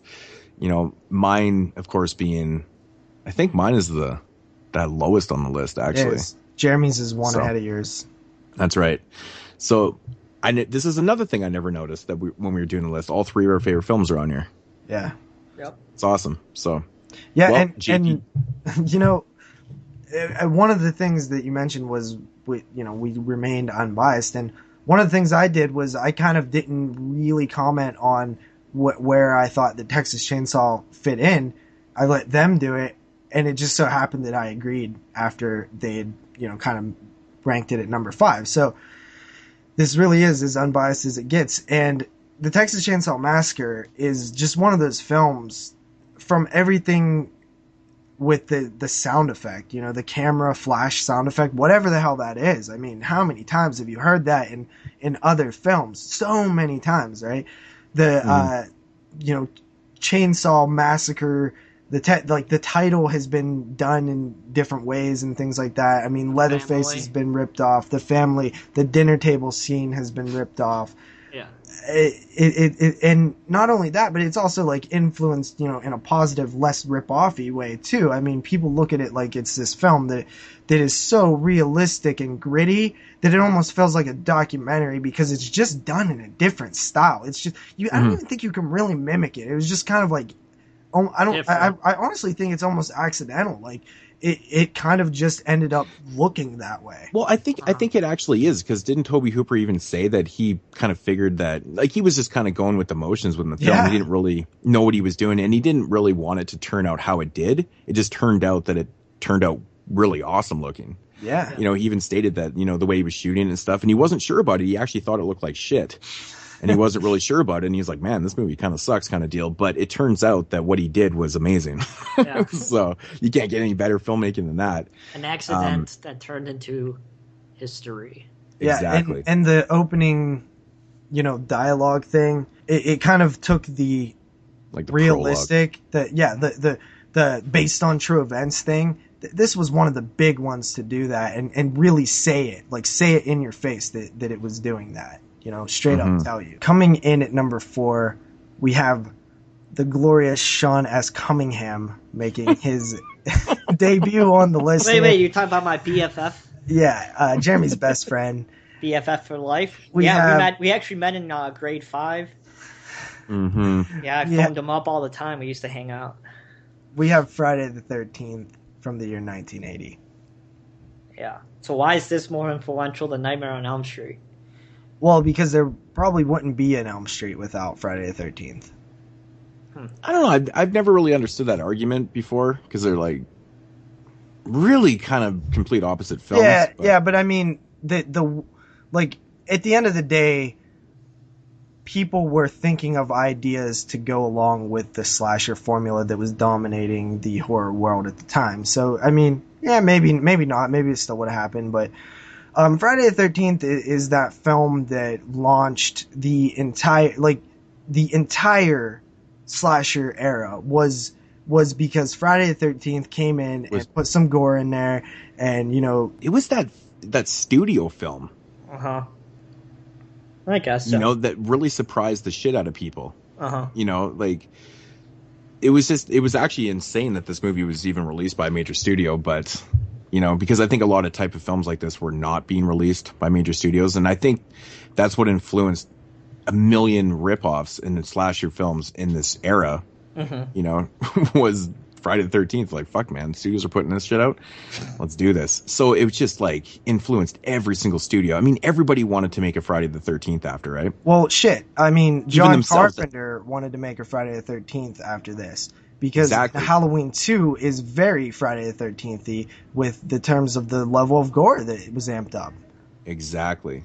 Even Friday the 13th wanted to make more films, and of course they did.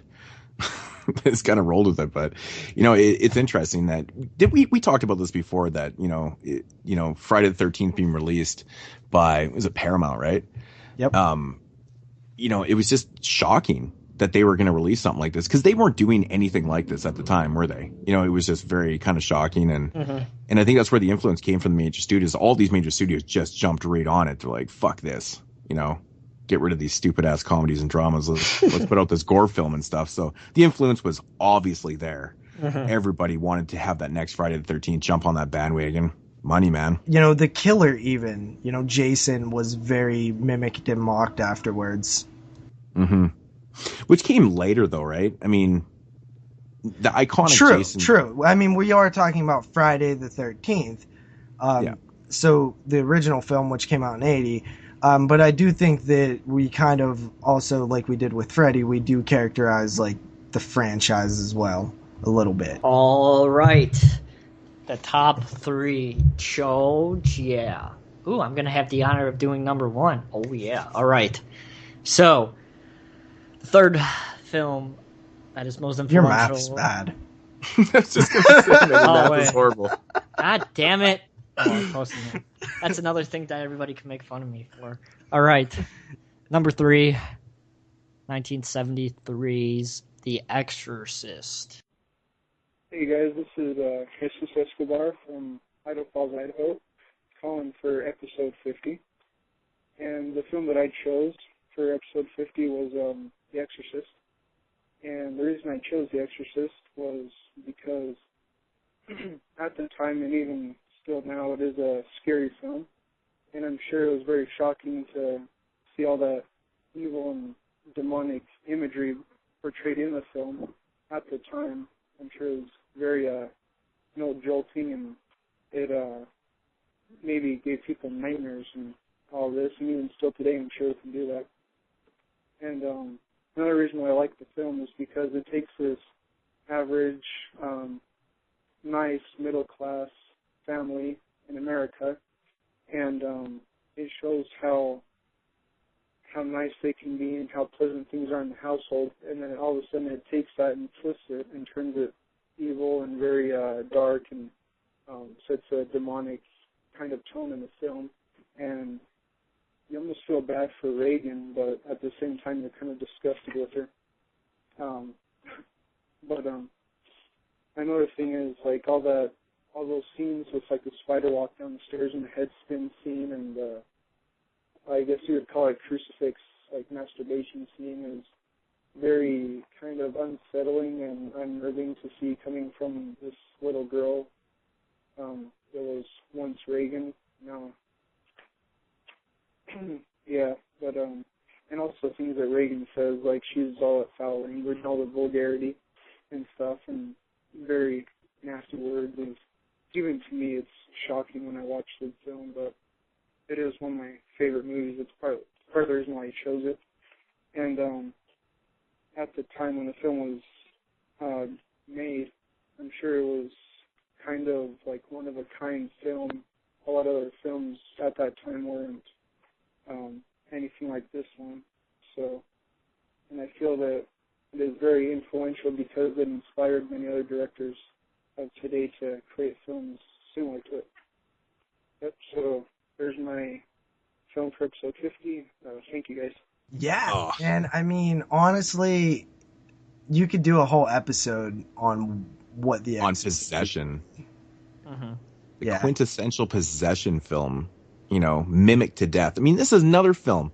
I swear the next day there was Italian ripoffs of The Exorcist, like literally the same storylines, and this one is still being done today. I mean, possession films now, they're very, a dime a dozen. There's so many of them, man. There's so many of them, but this is the film. This is where it comes from, Yeah, the exorcism genre was like started from The Exorcist, and there's a slew of them. There's so many that came after, and none of them has even come close to The Exorcist. But it's a film genre that people just latch on, especially religious people love The Exorcist. It scares the hell out of them, especially Catholics, like strong Catholic believers love The Exorcist. I heard stories that they showed it in church, like they literally showed it. Wouldn't surprise me. That's crazy. To freak people out. Yeah, that's what I heard. Yeah, I mean, but what it comes down to is like the quintessential possession film that's what it is. The film's brilliant though. It really is. I know Jeremy's not like the hugest fan of it, but like, nor am I. Think it's so, but I think it's so good. I do appreciate and am aware of the beginning brilliance. So stupid. Shouldn't be in there, in my opinion. Yeah, I mean, I guess that's debatable, but it doesn't really take anything away from the film for me. I don't know. It is what it is, but that's what The Exorcist is, man. It's that quintessential film that just has to be so high. I mean, it spawned so much, And in terms of like fear factor and scares, like when somebody when somebody's trying to make a scary movie, like they often say like, well, when I was a kid, I was terrified by The Exorcist, and so I've always wanted to make my scary movie. Like it's one of those films, like The Evil Dead and other films that people, and Alien, that people really do cite as a huge influence in their profession, in their professional filmmaking career. Exactly. Yeah. I mean, this is one of those films that's kind of like, in my opinion, it's like Psycho. When you're doing film class or you're in film school, they always seem to show films like Now, Psycho. my professor, I fought him for it. Man, I'll never forget that when I was a freshman. It's like, okay, we're going to show Psycho. I was like, no, not watching that shit again. And he didn't show it. He showed fucking Ravenous instead. But I've heard of many people watching Ravenous. That's quite the alternate. I was sick of watching Psycho, man. Yeah, I mean, I understand what Jeremy's saying. Yeah, it's like they always go to Psycho and The Exorcist and things like that because there's so much to talk about. But once you hear it a million times, I'm sure it does. But that's why these films are shown, because there is so much to talk about. Yeah, exactly, and that literally is why exactly. You're correct. In at number 2 is the man himself, Jonathan Carpenter's 1978 Halloween. Hey, this is Joanna Rose. This is my first voicemail I'm leaving. I'm leaving the most influential horror movie voicemail right now. I'd like to say I really enjoy your guys' podcast. I've listened to all of them. I actually didn't start listening from the first one. I just caught up from December, so I've listened to all of them. I actually found you guys because I did a YouTube search on necromantic reviews, and that's how I found you guys. So I've listened to all of them. My most influential horror movie of the last 50 years, of course, is going to be Halloween, because Michael Myers is my favorite serial killer and horror movie villain, and I freaking have a girly hard on for Michael Myers, and I just love the whole Halloween series, and I even love Halloween 3 with the man, Tom Atkins, because he's a freaking stud. And once again, I love your guys' podcast. You guys rule. I keep it up, and I hope you guys make it to 100 episodes. Okay. Have a good evening. Bye. Obviously, Halloween. We talked about Friday the 13th, how it kind of, got... Halloween kicked off the slasher genre. Friday the 13th got it running full force. But Halloween not only, it kind of created the holiday horror as well. Like, after that, every slasher was a holiday theme because of this film, Halloween. I think it more popularized it, really. Yeah, I mean, Black Christmas. Because we had Black Christmas was Christmas, but Halloween was, that film, I think, that popularized making, those type of slasher films. I mean, holiday theme ones, there was a slew of them in the next few years. There really was, so I think it kind of popularized it, but it's Halloween to me is like that modern, it's what we know as like the stock and slash film that was so popular between 78 and 84. It's that film. I mean, really, you look at it in 1981. I read a stat one time about 1981, and they said there was a slasher film opening up in theaters every single weekend. That is fucking incredible. Yeah, that is pretty incredible. It really is incredible, and it's mostly due to Halloween. I would say it's pretty much all there. Everybody wanted to have that film, so there was just an abundance of films being made. In 1980 and 81, they were getting released every week, but every single weekend. That's really incredible. It's insane. It really is incredible. I mean, Friday, Sean S. Cunningham, he straight up said, well, I'm going to rip off Halloween. It's making a lot of money at the box office. I mean, but how many interviews and commentaries and articles have you ever read that have cited Halloween as being a major influence on their film? Even on non-slasher films. Yeah. It was this, it was using, I want to have a score like that. Yeah. I was really going for a John Carpenter-esque score, the one he used in Halloween. I've literally read that before. I want to have, that a score like John Carpenter's, It's so crazy how influential Halloween really is, on the modern, not just slasher films, like I said, but in horror films in general. Yeah. I mean, Dean Cundy's cinematography as well, right? The Steadicam and stuff. Oh, yeah. Big time. And also creating a very memorable, slasher Killer. Yeah. Also, it's one of the big, 3-4 that's, out there. Everybody knows Michael Myers and knows that mask and stuff. It's just, it created a lot of memorable things. Yeah. Yeah, So. Halloween's just one of those films that there's really an unmeasurable amount of influence. It really is. We can't even. I mean, we could sit here and talk about Halloween all day, which we already did. Which we've already done. On episode what, JP? 28. I'm just throwing it out there. I could be wrong. You're always on top of that shit. Somewhere in the back catalog, but yeah, Halloween. Wow, it really is one of those. It's in the Hall of Fame.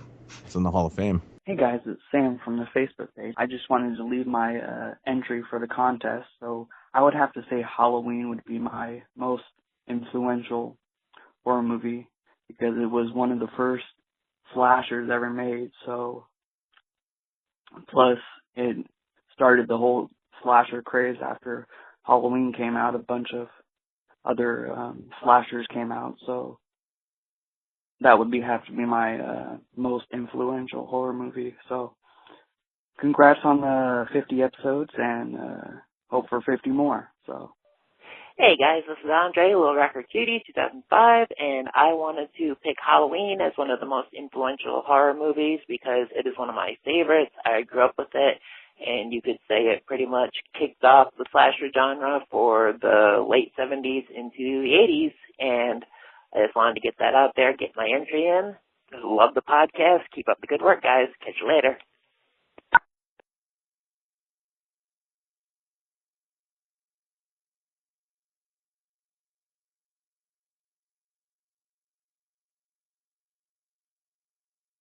And the moment you all been waiting for, coming in at number 1, we have George Andrew Romero's classic 1968 film, Night of the Living Dead.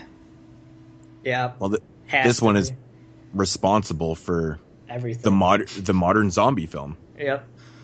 If it wasn't for that, there wouldn't be no Walking Dead. It literally created a thing. Like it created something out of nothing. It was. Yeah. It did. It's strange. Like it's really kind of hard to value what it actually is done. Like it created a zombie. Like, okay, you can create Jason or Freddy or something, but something like a zombie is just really weird to come up with. Mm-hmm. There were zombies beforehand, but not like this, not the flesh-eating rule kind that we know. It's like fucking creating a vampire pretty much, right? Yeah. Yeah, it's like, it just doesn't seem like it's individual. It seems like it's a whole pack. Mm-hmm. You know what I'm saying? Like, you got Jason individual, zombies, that's the masses. It just seemed like it created more. But I mean, this is the quintessential zombie film. This is the modern zombie as we know it. Zombie films were a thing before 1968. Oh, yeah. But they were a lot different. They were not like what we know. They were more like voodoo. Oh, yeah. They were like voodoo zombies. Yeah. These weren't the flesh crazy undead. George A. Romero created a timeless movie. Yeah. Mm-hmm. And a timeless characters or what about the whatever you social want. commentary, man? Oh, I mean, brilliant. The specifics of the film are obviously there. The social commentaries, it's obviously amazing. There's so many things that we could touch on. Him even casting, a black lead in the film, which was huge. Which was huge because 1968 that wasn't happening before that. Yeah. At all. And Georgia, he even states that he didn't even think about it at first. Mm-hmm. He actually just cast the person that had the most acting experience, or he thought it was the best actor as the lead. Okay, you're gonna have the most lines. You're the best actor. Oh, by the way, it's not like he went and wrote the character for a black man. Like he just was like, yeah, you're gonna work.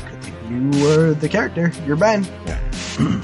But yeah, Night of the Living Dead is the birth. It's the film. Of an entire the film genre. It's so crazy to think that it all started in 1968 with Night of the Living Dead. I mean, Jeremy mentioned that the voodoo zombies were before that, and you mentioned it as well, Moodz. But since then, I mean, we kind of forgot about the voodoo zombies because these are so much better. Really, I mean, these are just so much better. How many voodoo zombie films have come out since Night of the Living Dead? To be honest, it's just more frightening. It's way more frightening. Having the dead come back and then wanting to rip you apart, that's a pretty interesting premise, man. It's having us come back, but not us, but still us. And it's that moral dilemma with your family, your friend, like you see, like that was a brilliant concept, man. It obviously it's so done now that it's just part of the way things are. But at the time it had not been done. Exactly. Yeah, it created a new culture. Crazy. It did. And exactly. I don't think culture. Any time is better than the present to kind of shed the light on this thing because of things like The Walking Dead and how popular it still is in our culture. And it all started with Night of the Living Dead. Yeah. Exactly. Yeah, in my opinion, when we first started creating this list, it was like a no-brainer. Yeah, we're like, what do you think the most is? We're all like Night of the Living Dead. Yeah, we instantly all agreed before, like, I was a little nervous at first because I was like, I know what I think it is, but what do you think it is? And we all was just like, Night of the Living Dead. That is the one. So, That's it. Yeah, I mean, we could do a whole episode on Night of the Living Dead, really. There's so much to talk about in that film, but it's been talked about a lot. Oh, yeah. That's not what we're here for. Hey guys, this is Michael from Iowa. I was just calling to say my most influential film of the last 50 years, and I think it's Night of the Living Dead, because without that film, we probably wouldn't have a lot of the movies or TV shows we have now, like Return of the Living Dead, or TV shows like The Walking Dead. So that's my pick. But so I say congratulations on 50 episodes, and keep up the great work. Thank you for holding the contest. Bye-bye. Hey, what's up, guys? This is Donnie. I'm just calling in about your most influential movies, and I gotta go with Night of the Living Dead from 1968. Basically, zombies as we know it today. So many movies have been, spawned off of this movie. So many sequels, and also an independent movie. Great music, great acting, just a all-around awesome horror classic. So I gotta go with Night of the Living Dead for an influential movie. Later, guys. Keep up the good work. Peace. But yeah, that is going to conclude the 50 top most influential films of the last 50 years. And once again, this is just a subjective list. But do leave your comments down below or wherever. Shoot us a voicemail, however you want to contact us. We'd love to hear your feedback on this subject, because I'm sure there was films that were mentioned that didn't make this list. There's one in particular that I shot you last night. Was like, did we forget this one? And I think it probably should have been on the list. Another one I was thinking of is maybe Silent Night, Deadly Night. With films like Sleepaway Camp up at the top end of it, I think there might have been room for Silent Night, Deadly Night. One that I fought for that they wouldn't let me have was Pet Sematary. I really think Pet Sematary should have been on the list. I don't know. I mean, great film, but I don't know. Yeah, it's the Zelda scene, guys. It's quoted, it's cited as the scary scene. There's more things about it too. Mm-hmm. But I mean, is there any that you two thought should have been here that we ended up not having? Well, Poltergeist was definitely the notable one. That's kind of an oversight, I guess. It definitely should have been on the list somewhere. So we apologize if we offended people. No, we don't apologize. No, we don't. Fuck that. We're totally unapologetic. This is our list, and we stand by it. Hi guys, this is Ron from Wisconsin. I'm calling in with my most influential movie, and my choice is The Changeling from 1980, starring George C. Scott. This is one of the most influential movies, personally to me, because it is the first modern-day ghost story that I ever saw back in the 80s growing up. I believe I was 8 years old when I first saw it, and even though today, when you watch it, you know that it's not the most horrifying ghost story, but it still carries an atmosphere of the supernatural that's awesome. So that's why I believe this is a gem in our movie history. Once again, The Changeling, 1980. Take care.